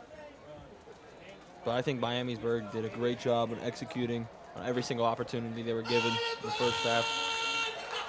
You hear crazy train blare across the Vikings PA system. It symbolizes a kickoff. And the second half is a squib kick right up the middle, and we're underway. And Jackson fields it. Well, he hasn't fielded it yet. And I think the Firebirds recover it. Yeah, that's Firebirds' ball, but Aaron Jackson Wow, he just bounced off his hands. I think a few times. And so as Braden Miller leads his offense back out, I'm expecting a lot of friction back and forth between both teams, Jared. I don't even think there'll be over 17 combined points in this quarter, in my opinion. I think it's going to be a really, really tight game. It's going to come down to very key, critical situations. Be which team breaks first and the bend don't break mentality.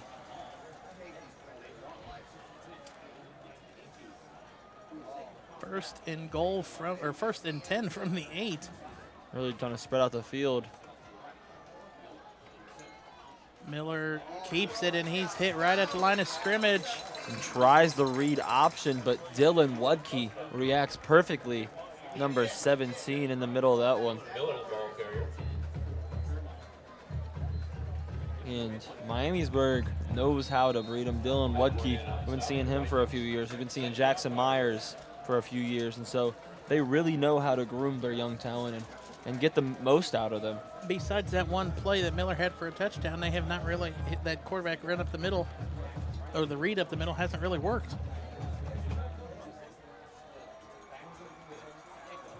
Heavily stacked on the left side. DeGlow gets the carry up the middle. Maybe a gain, maybe out to the 15, well, about the 12, actually. So already at an important third down. And third and long. We'll see how many plays Fairmont has for this situation. This will be a and crucial their one belt. Because if you don't pick it up, a punt is coming, and we have not, Hall does not have the leg to make it a field-flipping punt. Well, it looks like they're going to see third and long a couple more times tonight by the way the flow of this game's going. I really think they need to adjust. Miller keeps it up the middle. Miller will have enough for a first down, maybe. See where the spot is. Oh, wow. 5 for every little yard he could get. Braden Miller out to about getting the low. 16, and it'll be 4th and about 3, so a punt will come for the Firebirds. Possibly a punt. Well, the way they lined up, it looks like they're going for it on 4th and 1. Well, you expect Miller to go for it in this type of situations. It looks like 12 seconds left on the Trey play Baker, clock. Patrick Roncalli. This could be a play in the game. DeGlow gets it, and DeGlow has it. And it looks like they almost telegraphed that play as they put their starting middle linebacker. And really, we've seen Roncalli in the past couple years, past 3 years, get thrown in different short yardage running formations. And so I think that was just the pure 100% goal line formation right there. And they ran right behind both of them. I think that's a statement penalty or statement play too. I mean, that's showing Miller, my offensive line can get up and push your defensive line back to Chanel. Very aggressive statement at that. Ryan Hall will be on at the bottom of your screen as receiver here. Thompson and Aaron Jackson, usual backs out there surrounding the Glow in the backfield. Play clock's down to 10.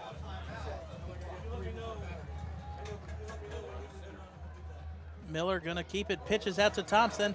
Thompson spin move and That's fumbles a fumble. it. Dylan Wudke stripped it. And number 31 for the Vikings, Jamal Evans picks it up and puts it close to the 10-yard line. And a costly turnover for the Firebirds. Great awareness by Jamal Evans. That kid's been making plays all season. Second fumble recovery, also has 2 picks. But how about the play from defensive end, Dylan Wudke, the senior getting in there and getting his hands dirty. And that is a huge shift of momentum for the Miamisburg Vikings. And that exhilarated this sideline, Jared. They are in excellent position here. And you couldn't paint a more perfect picture of your Steve Chanel for the start of his second half. And they've executed on almost every opportunity like this, too. Vongsy hands off to Yerkins to the outside, or no, that's Lewis. And he's pushed out of bounds by Trey Baker. And it's not usual that a tackle by number 1 Marquise Williams is broken. He's usually a center fielder for that defense. Great effort by Zion Lewis. For getting the Fairmont most to out of that stay play. in this game, they have to force a field goal. They have to get a 3-and-out. I don't know if Fairmont has the ability to come back from a double-digit deficit. We'll see as Coach Miller will not lose his faith despite mistakes in the triple option.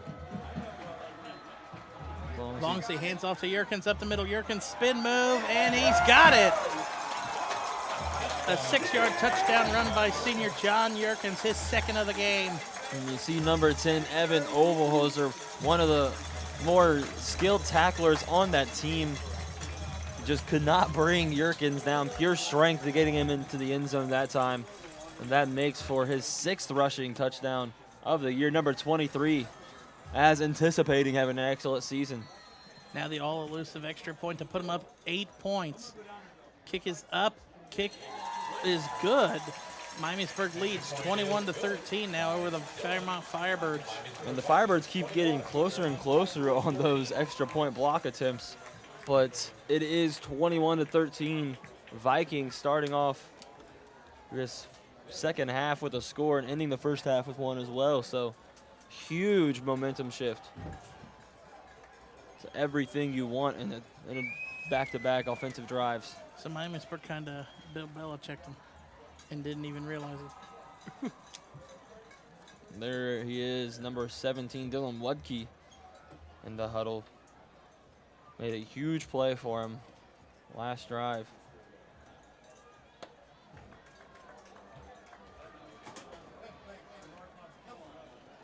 Colin Dillon on to kick off for the Vikings. Looks like you got Aaron Jackson and that DeGlow back there returning it?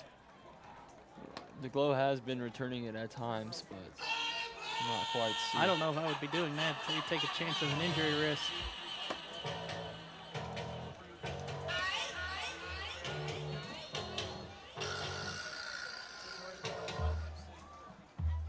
Kick is a squib one right up the middle, and Jackson picks it up at the 30. That's actually Marquise Williams. Oh, well, yeah. Wow, fooled both of us. Usually Aaron Jackson is the kick returner, but with him fumbling it like that, I would not put him back there right now. Bouncing off his fingers last drive, he calls him to change, but Marquise Williams really milking that one.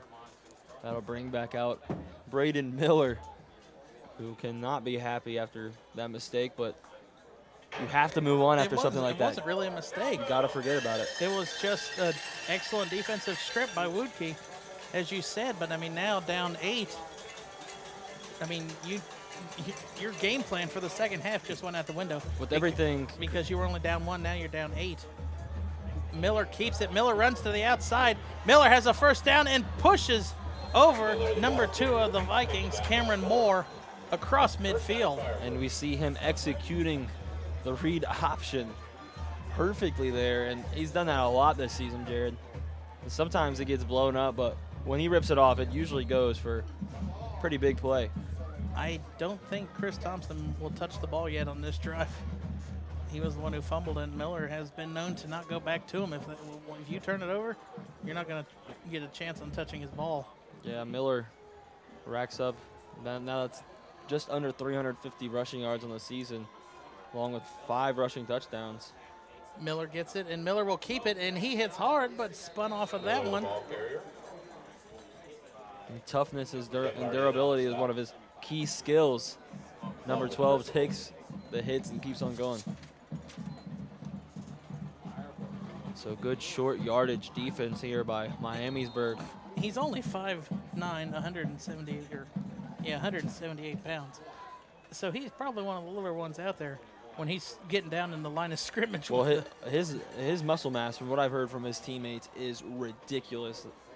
He said, from everyone I hear, that he is the gym rat. All right. Miller is going to run it again. Ran right into the center, but ends up turning nothing into at least a 2-yard gain. So it'll be 3rd and manageable here, 3rd and probably about 5.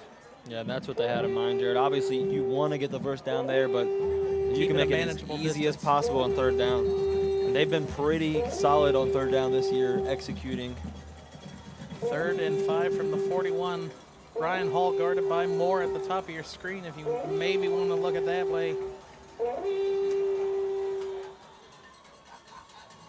Play clock's down to 7. Watch Thompson and Jackson here off the edge. Miller under center. Miller hands off. No, fakes the handoff to the glow. And he will be about 2 yards short. Almost nowhere. Now 4th and 3 there. 4th and 3, and Fairmont initially looks like they're going to go for it. And here comes in the big boy, number 75, that looked like. That is 76, actually, Jacob Childers. Everybody's on their feet on both sides of the line.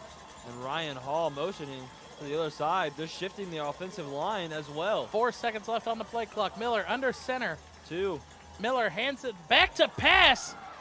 Miller airing it out to the sideline to Jackson, and he doesn't come up with the catch. Wow. And so the execution was almost flawless for Fairmont. Braden Miller read the defense, got outside the pocket, set his feet, launched it, and it seemed to have the correct trajectory too, as Aaron Jackson was beyond the secondary, but really catching him off guard there. But the whole left field side of the field was wide open for Miller to run for that first down. Yeah. He just abandoned everything and went right for the pass. It didn't look like he checked down anything. Well, I mean, he was eyeing Jackson the whole way, you could tell. Fairmont, it doesn't happen often to them, but really they usually take what they can get, but Yeah. that time he saw Jackson open and he really wanted to take it. Vaughn hands off to Yerkins and he's tripped up at the line of scrimmage. But I mean, that could come back and that could be the decisive play of the game. I mean, he could have easily ran for.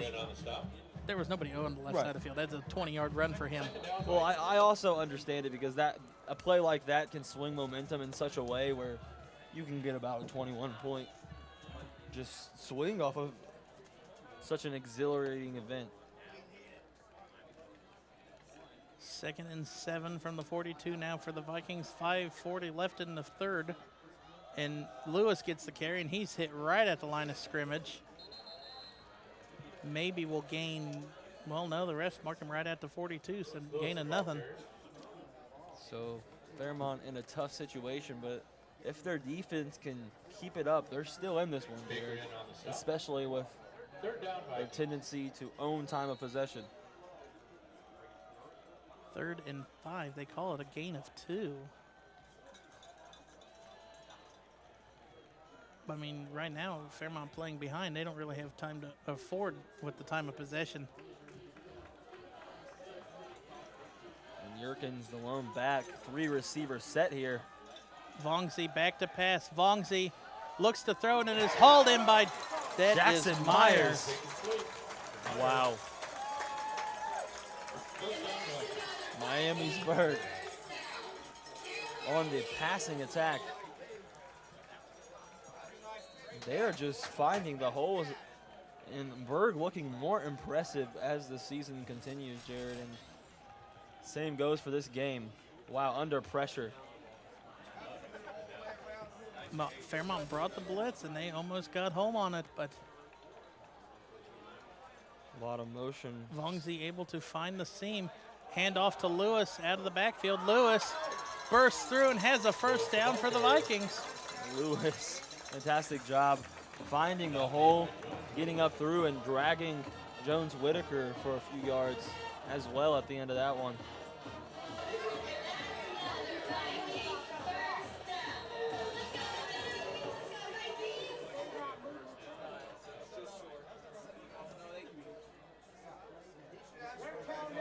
So they have the upper hand right now, Jared. Up by 8.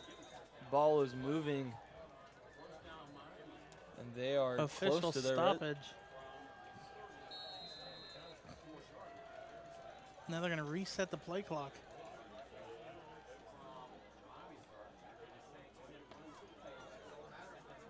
Vongsy under center. Vongsy hands off to Lewis again. Lewis has a big hold of the first down, and Lewis will have a rushing touchdown. No. Oh, Ryan Hall. Ryan Hall with a touchdown saving tackle there. Ridiculous pursuit. Ryan Hall closed about 10 yards in a few seconds. Down to the 5, though, so goal to go. Not giving up there, but Zion Lewis breaking the seam there. Busting wide open.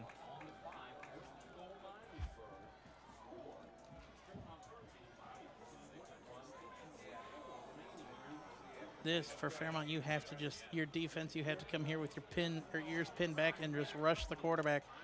Vongsy going to hand off to, was that Yerkins or Lewis? The ball carrier. Lewis. Defensive end Zach Snodgrass all over that one. Snodgrass on the stop. Finally patching up some of their defense there. Second down, Vikings. So Miamisburg just eating them up so far in this drive. Really need some penetration up there. Second and 6 from the 6. So we approach 3 minutes left in the third quarter. I mean, if you're Miami or if you're Fairmont defensively, you come away with a field goal, that's a win. Yeah, you'd be very satisfied. Vongsy hands off to Yerkins, and he runs right up the middle, and Nowhere. he maybe gets to the 5. Nice job by Fairmont, really stiffening up there in the middle, clogging the defense. Third and about 5 from the 5. And I'm anticipating some play action here, but really keep your eyes on number 9's legs. I think he might try to punch it in here with some kind of bootleg action. It'll be interesting. I mean, 5 yards out, it's not too much to ask for the quarterback to run.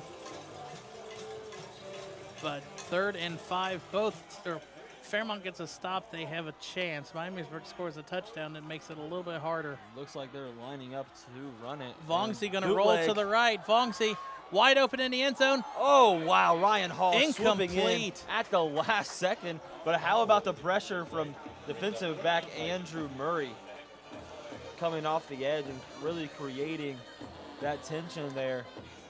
And they almost had a touchdown, Jared. Ryan Hall's hand saving the Ryan day. Hall saved 2 touchdowns in the last 5 plays. Coming up big, showing his potential as a really good defensive back.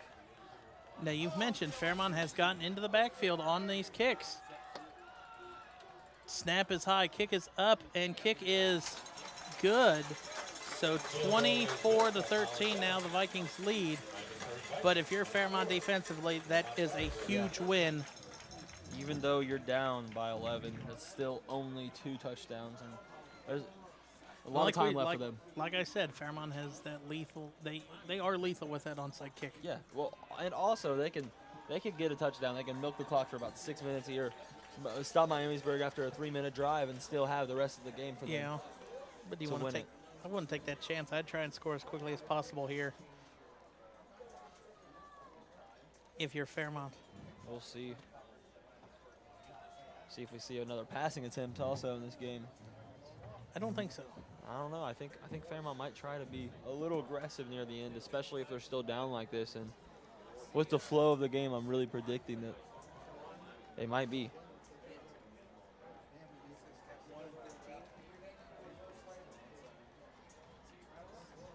So it looks like you got Williams and DeGlow back there to return the kick.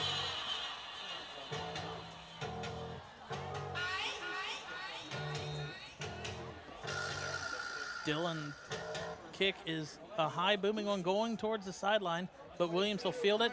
Gonna fake the handoff to DeGlow. Blockers not really out in front of him, they're more to the side, and he's out to about the 30. I feel like some of the blockers didn't know what happened. They thought he handed it off, yeah. I think. First down, Firebird. So he created some nice deception, and really if they would have sealed the edge. Too, yeah.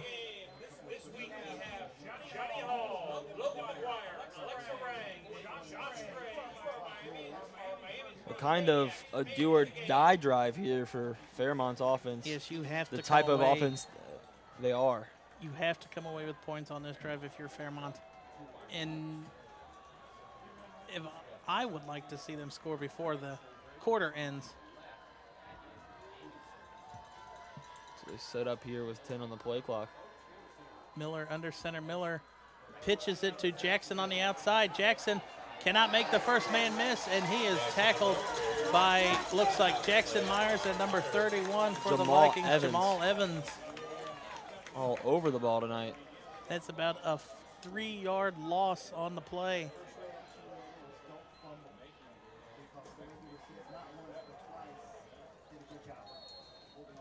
That'll bring up 2nd and 12 here, and they swap out a receiver for a lineman. And now Moore will go up and cover Ryan Hall. And if I'm Miamisburg here, I'm ready for some inside action after something like that. Miller under center with the play clock at 5. Miller, a wide pitch out to DeGlow. DeGlow gets to the sideline, but gains only back to the original line of scrimmage.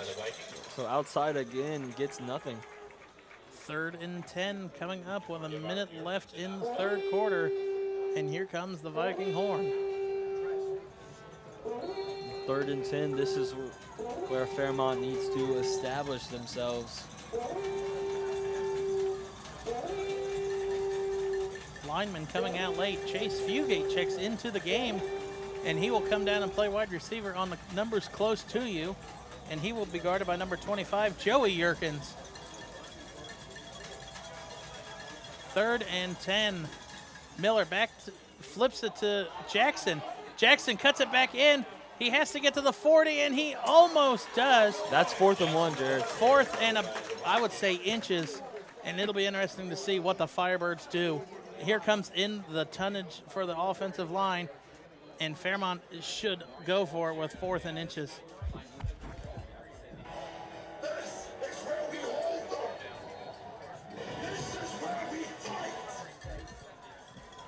Fairmont lined up, 4th and inches.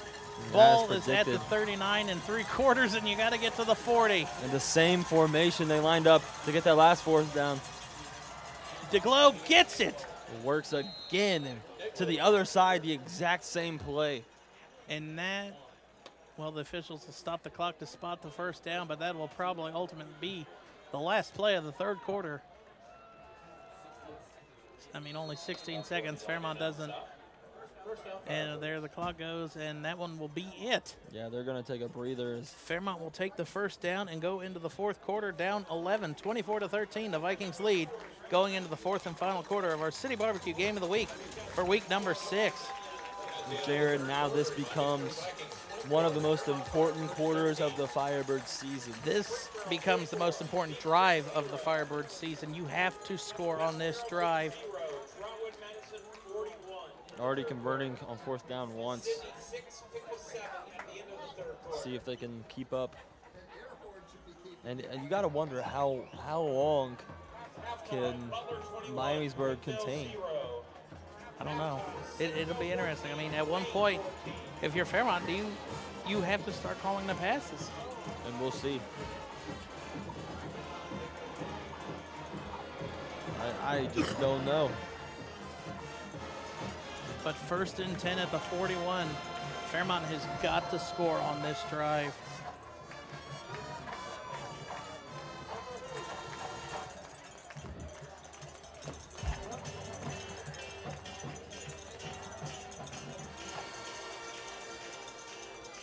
See there, the Miamisburg Viking cheerleaders. I want a shirt.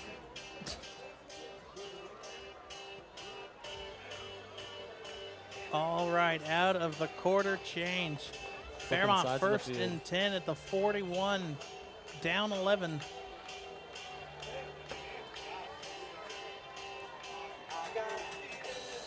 And what I don't understand, I don't know how Jesse DeGlow's catching ability is, but why not try and work a few halfback screens out for the backfield? I don't know. I've never seen him go out for a screen, so I don't know. Get your playmakers in space. It's a good idea. DeGlow breaks one tackle, runs to the outside, and he has a first down into Vikings territory. Wow. He is such an aggressive runner. I don't even think he trucked the guy. I think he trucked his teammate over onto the guy. That's what Fairmont needs to do on this drive. They need to get first down. You can't let it get second. You got to stop the clock for a few seconds. The explosive, the glow. Now they're bringing the offense back up to the line of scrimmage. Miller under center with 8 seconds left on the play clock. Miller fakes the handoff, runs right up the middle, and he's tackled at about the 45 or 44-yard line. Straight into number 43, Cale Parkhurst. I haven't really called his name that much, and there is two injured Firebirds, and one of them looks like it's Braden Miller. Yeah, it looks just like a really bad Charlie horse in his calf. It's like an extreme cramp right there. Looking at the backup, I don't know which one is the actual backup, but I mean, you got number 5, Malik Hilton. And looking over the rest of the roster, I do not see another quarterback on here. So it looks like Hilton should be warming up on the Firebird sideline, at least for one play, because Miller will have to come out since it was an injury timeout. Yeah, he's just trying to get that calf loose right now, especially if you're a quarterback running the read option. You cannot have any kind of tightness in that leg. Braden Miller plants his right foot and his left foot a lot.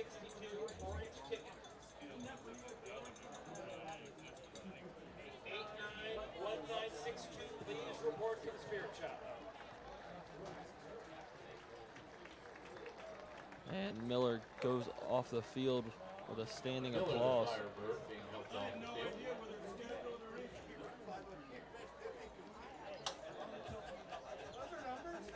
So it looks like we'll be seeing Malik Hilton coming into this game for at least this play, as you see Miller go to the table.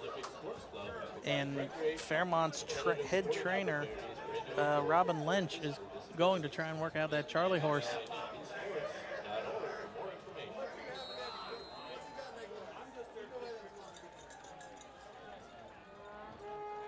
So it looks like Aaron Jackson will be the backup quarterback. Okay, so they fooled us. A little do it all. Jackson's just going to, oh my goodness!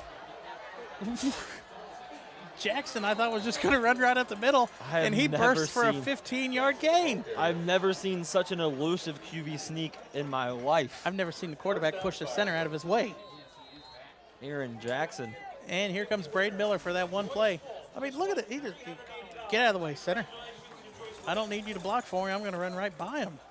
I mean, I guess in a triple option, you can put a running back at quarterback, and everything is okay. Yeah, just don't let him pitch.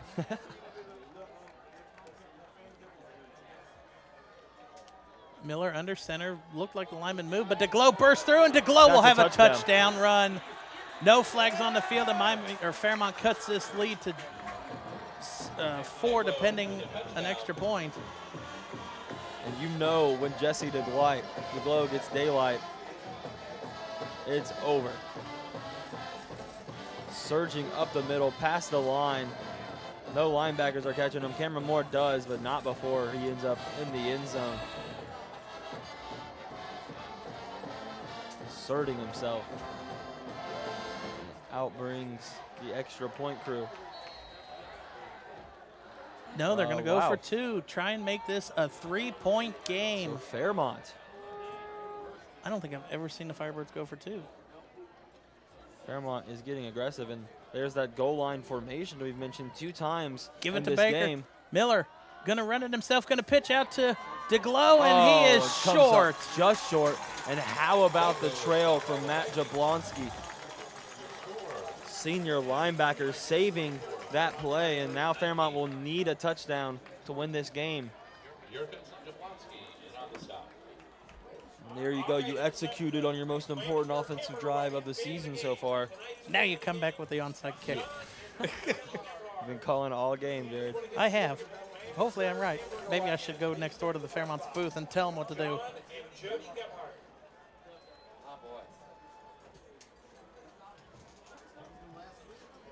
So kicking it off here. Asher will be very, very on guard. He was like half a yard short from making a 43-yard field goal at the end of the half. So I mean, that's the difference between a 1-point game and a 4-point game. Getting set to kick for the Firebirds. Now, if we can go to a wide shot of the whole field, Joey Yerkins coming back to return. If your Asher Ohm is standing on the 40, you kick off from the 40. For it to be a legal onside kick, the ball has to go 10 yards, or if somebody from Miamisburg touches it. If anybody from Fairmont touches it before those two things happen, it's a dead ball, and Miamisburg gets the ball right there. And they're going to kick it deep. Well, I'm wrong. It. Catches out the one. He'll return it. Lewis is tackled at about the 25 by number 28 and Ryan Hall. 28 is Jacob DeGlow. Jacob DeGlow. Younger brother, I suppose. I didn't even know that. So right now, what do you do if you're Miamisburg? Do you run the clock? Yeah, or do you stay aggressive? I think you run what you've been running all season. It's really been working. Their offense, almost everything they're doing, Jared, every angle they're taking from the game, has mostly worked to this point. There you see senior Vongsy running in from the sideline with the play from Chanel. And you know he is putting all of his trust into that man right there. This is the quarterback's drive. Vongsy pitches out to Lewis wide, but Lewis still on his feet, out across the 30, out to about the 34, and it'll be close to a first down. Williams drives him out of bounds. Second down, Vikings. Second down and about, that's almost a bad spot. That's almost 2. I thought he was closer than that. Zion Lewis, a valuable weapon so far through this game and so far through the season. Coming in to the season, he had 10 more carries than John Yerkins, actually, and averaging 3.7 yards a rush, though, but still very effective in the pass game with 100 receiving yards and a receiving touchdown. So Vongsy hands off to Yerkins right at the line of scrimmage, and he'll have enough for a first down for the Vikings.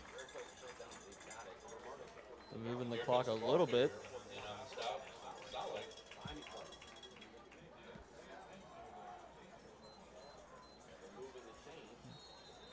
First down, Vikings. 10 minutes ago, Berg just doing their thing. Right now, Fairmont, if you're anything, when do you start using those timeouts? Because, Fairmont they have not really shown the ability to score quickly with any success. And a flag will blow it dead, and I believe that's a false start. Let's see what the referee has to say. False start, 17, offense. And wow. Woodkey with the false start. An errant mistake from a rather disciplined Chanel squad. I think that's the first penalty I've seen of the game, actually. Besides the one Fairmont roughing the passer, that's it. And I guess you can't really be that dissatisfied when you're up and you allow the first penalty. Because every team is going to make mistakes. 1st and 15 from the 32. Well, I'm really surprised that Woodkey was the one.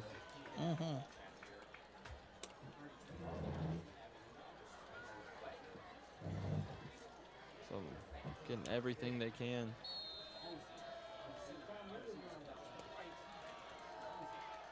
Vongsy hands off to, I don't think. Fake pitch, and that was just read that all was the Jackson way. Myers.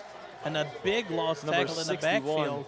Connor Russell, junior defensive lineman who has been eating up a lot of space in the middle of the line this year for the Fairmont Firebirds. And it's going to be 2nd and 17 now from the 30. And that was a huge play, Jared. They really, really needed that.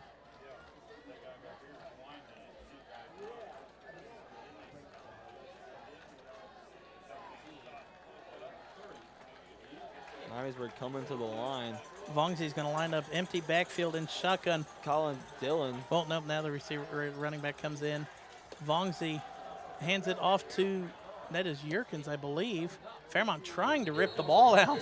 Trey Baker went one-on-one with him until his teammates joined in, pushed him back, and Yerkins slow to get up. That'll still be 3rd and long, though.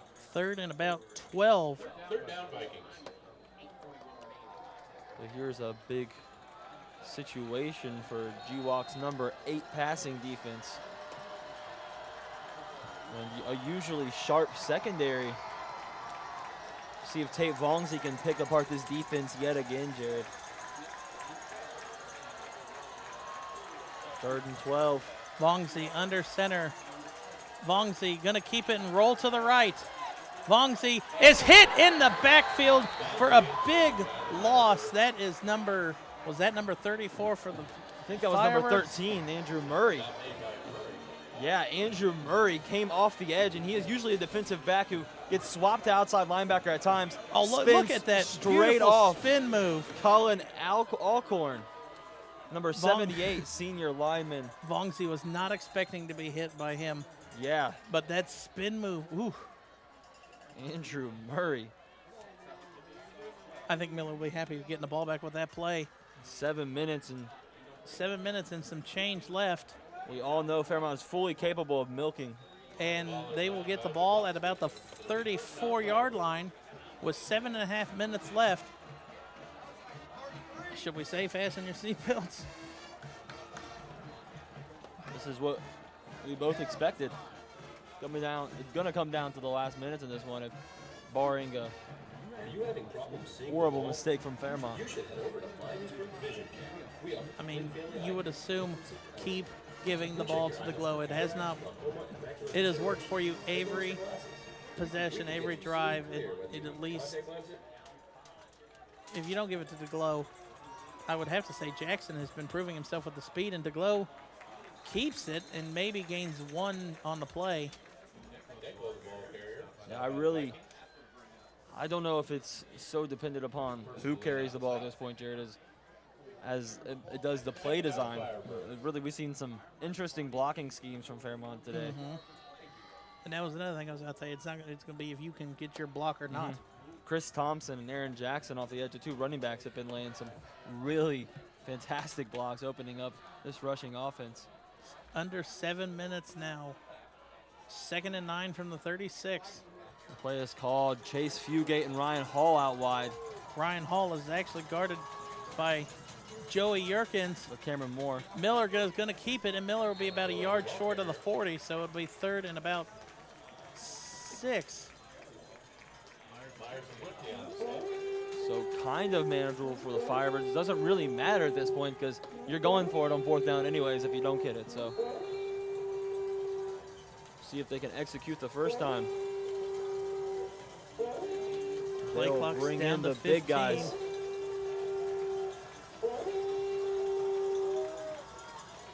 All the bells are ringing. The feet are stomping. Play clock's down to 5. And Miller calls his first timeout of the second half. So Miller making a read. Interested as to what he saw there. Or maybe The only thing you did there was you took time off of the clock that you don't have that much left on anyway. So 3rd and 6, Fairmont calls its first of 3 timeouts left. I mean, unless he's calling a passing play on this, which I doubt it, I don't see why you just don't line up and either run it with Miller or DeGlow up the middle. I don't know. Something was definitely red on that play.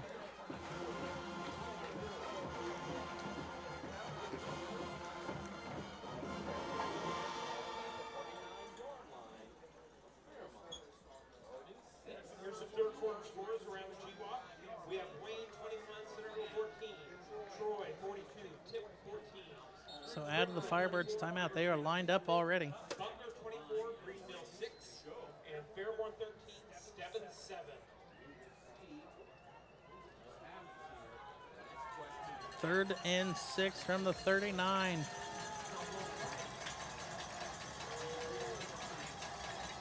Braden Miller getting his offense ready. Play clock's down to 15.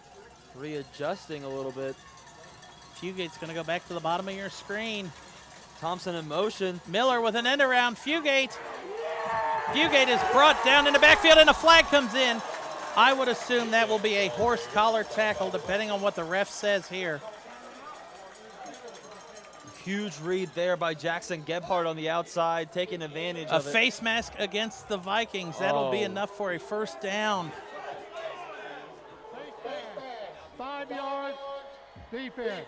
And that is a pivotal penalty at this point in the game. But you heard there, he said 5 yards. It was only grasping the face mask, not grabbing the face mask. So it'll be 4th and 1.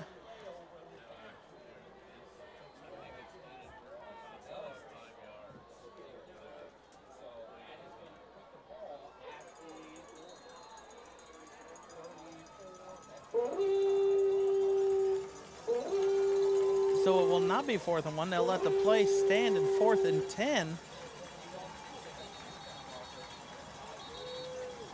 And I think Fairmont just called. No, the refs stop a clock.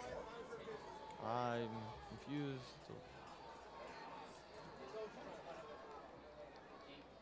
An official timeout there.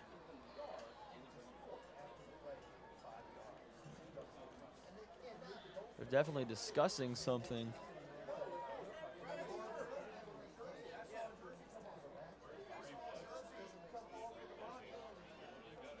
Miamisburg not happy with that call at all. Refs talking to head coach Chanel.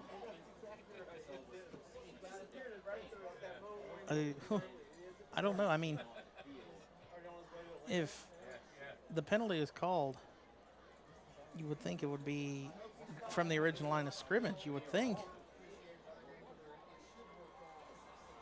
You would think it would be 4th and 1.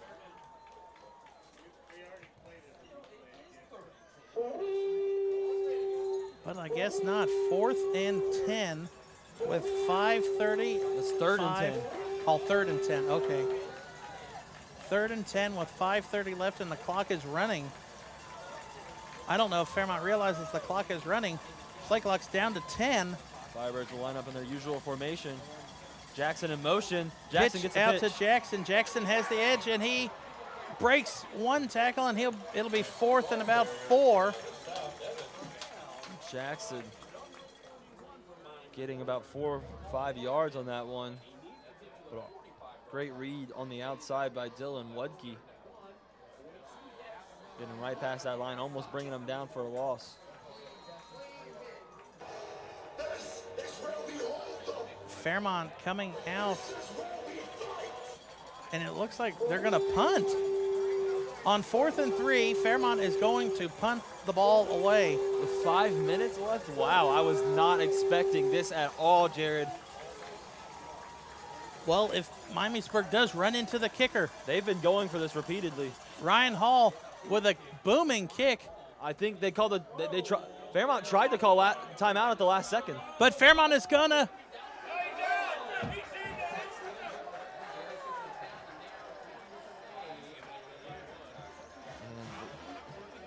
Despite the questionable decision, even they've been going for it on 4th down repeatedly the entire game, but they punted it. It turns out really well.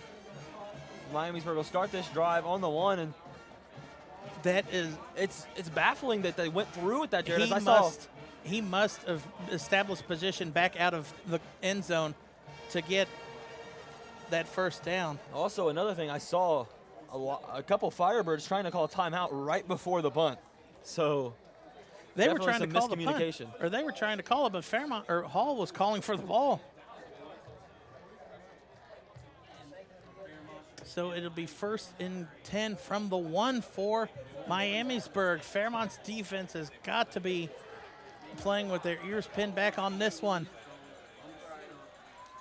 Vongzi runs right up the middle, and he will get out to about the 2. Vongzi, the ball carrier.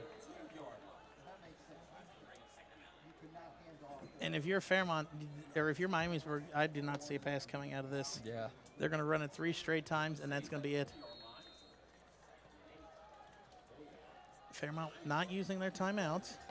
Well, I think the safeties have to be ready. I think Marquise Williams has to be the center fielder he usually is back there. No chunk plays. Can't afford it at this point in the game. 2nd and 8 from the 3. They credit him with an extra yard. Vongzi with the handoff. And Yerkins with, or no, that's Lewis with a big 1st down run out to about the 16-yard line.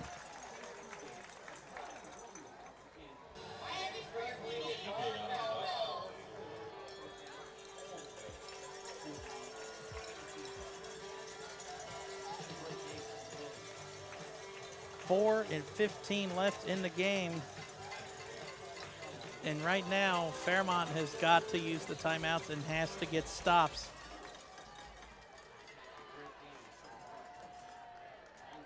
Vongzi hands off to Lewis again. Lewis tackled in the backfield for a decent loss. And let's see if Miller calls the timeout or not. 2nd down, Vikings. Be second and about 13. Miller does not call the timeout. Fairmont's D really filled up the holes there as Trey Baker took up the lead block, and so he had to bounce outside one more time, and that allowed Marquise Williams to sweep under Zion Lewis. Second and 13 with 3.5 minutes left. Play clock's down to 15, so 15 more seconds can come off the clock for the Vikings. Nice tackle for loss, and that puts it to second and 13. Clock ticks down to 3:15. Vongsy pitches out to Lewis on the outside. Lewis does not get away from the tackle. It'll be third and long, and Miller's out at the numbers and calls the timeout. So it'll be third and about, well, probably the same, third and 13, third and 12. As you saw Jonas Smith, number 35 for the Firebirds, come off the edge there, ran straight down the line of scrimmage to stop Zion Lewis. Hey, this is David Williams Jr. Very athletic play. Third and 12 from the 14. 3:07 left.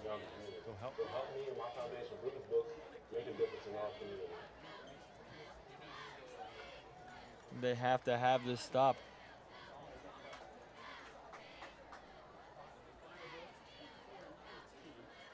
And the third and long situations are so grueling for opposing defenses when it comes to Miamisburg, because Tate Vongsy, there's a lot of things that kid can do. He's a multifaceted quarterback. He's been able to thread the needle, but at this point in the game, up more than a field goal, I don't think you risk stopping the clock for the opposing defense. I think you should just line up and run it right up the middle.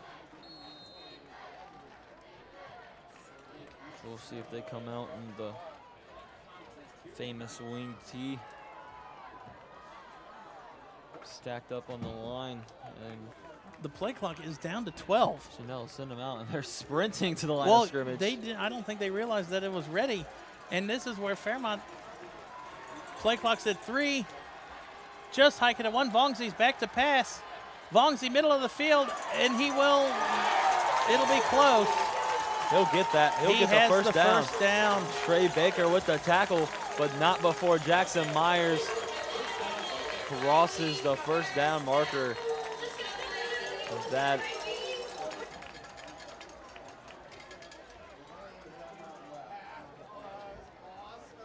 That'll hurt the Firebirds big time. Play.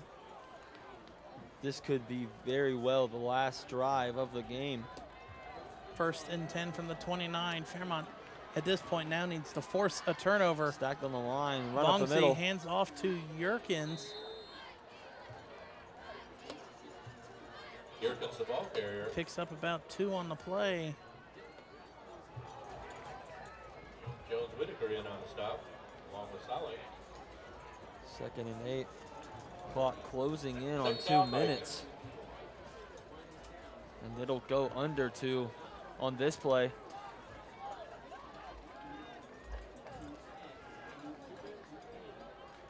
And Miller will strategically use that one timeout. He will use it, I think, I don't think he'll use it on this one. Vongsy hands off to Lewis, right up the middle. Lewis goes nowhere. Pummeled by Connor Russell and Garrett Baker. And Miller wisely keeps the timeout in his pocket. 1:45 left on the clock. Then they spot the ball at 1:38. So Miamisburg will not have to run this play until 1:13. 3rd and 8.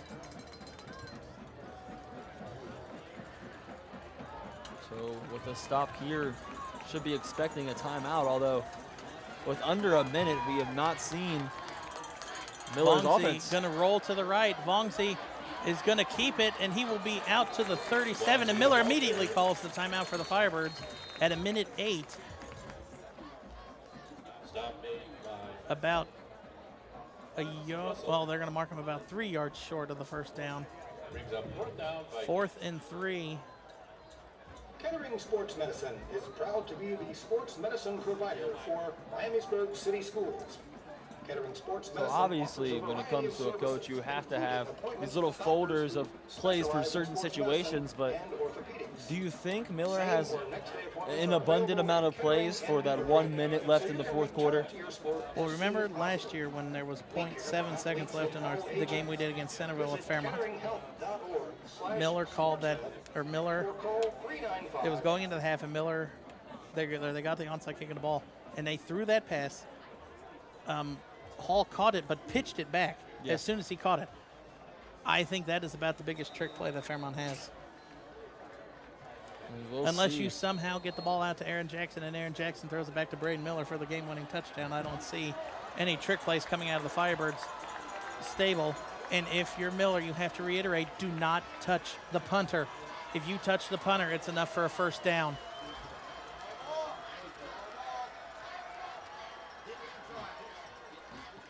And it is blocked by the Firebirds. Garrett Baker. Jonas Smith picks it up and he falls on it at the 20-yard line with a minute left. Garrett Baker, the cousin of Trey, making the biggest play of the game. Number 9, the junior, coming straight up the middle, as you see here on the City Barbecue replay.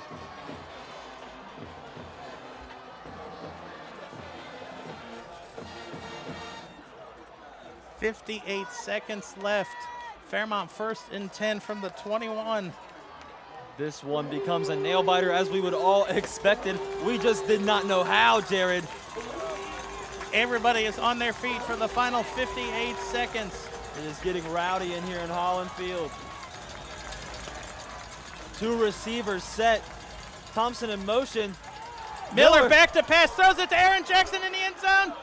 And he does not come in bounds with it. Let's take a look at the replay. Close for Aaron Jackson. Second down, Firebirds. And they really had it. Just a little off. Barely missing the toe tap as Jackson in the back of the end zone. Yerkins was trailing by at least 6 feet. Aaron Jackson just slipping through his fingers there. 51 seconds left. Miller pitches it to Chris Thompson. Chris Thompson to the sideline, has the first down. Does he get out of bounds? He does not get out of bounds, but the play clock will stop. 44 seconds left. They'll get the first. And First down, Firebirds.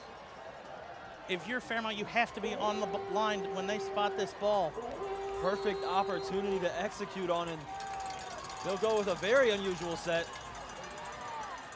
Trips out right, Jesse DeGlow towards him, and does not work as he gets knocked out of bounds after a couple yards. Forced out of bounds by the Vikings. Second down, Firebirds. So definitely something new there. Whipped it out, but kind of telegraphed the side of the run. Miller runs to the sideline to see what his father wants to call. All of a sudden, Jared, this game can be changed in one play. With 3 timeouts, I'm surprised Chanel has not called one yet. Play clock is down to 9. Miller under center. Miller gonna pitch it out to DeGlow. DeGlow has the edge, and DeGlow will be tackled at the 1. Full momentum to the 1 yard line, and DeGlow was carrying a full load there. I feel bad for whoever tackled him. 30 seconds left and the ball clock is running.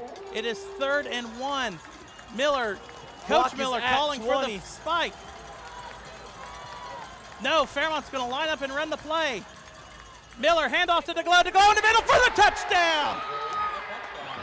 Fairmont in the final seconds of this game, closing it out. And what an instant classic tonight in Miamisburg. This one is not over yet, but very close. 13 seconds left. DeGlow with his 12th touchdown of the year. And he continues his seemingly flawless senior campaign.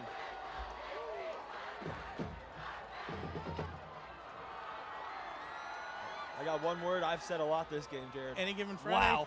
Wow. That's all I can say.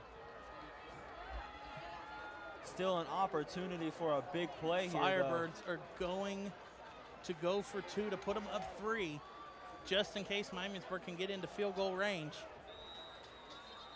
And I think Steve Chanel just called a timeout.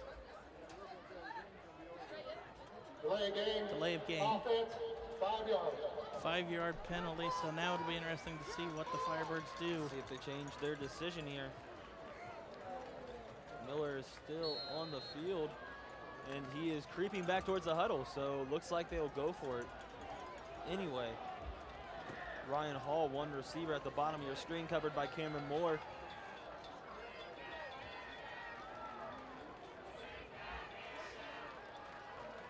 Thompson. Miller back to pass, throws a fade to the end zone to Hall. Hall catches it, and I think he got it. Incomplete. No, incomplete. He did not come down with it. So fantastic coverage by Cameron Moore, but that did not stop the big hole put in the Miamisburg Vikings a few seconds ago.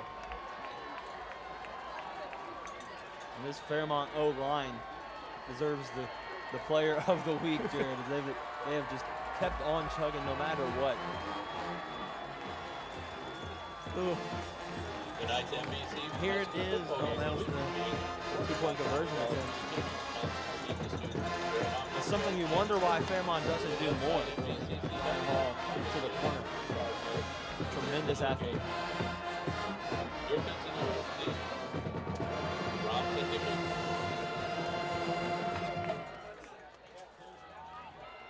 If you're Fairmont here, I say you squib the heck out of this just so you cannot let them get some sort of a return on this. But with 3 timeouts, Miamisburg can get into field goal range.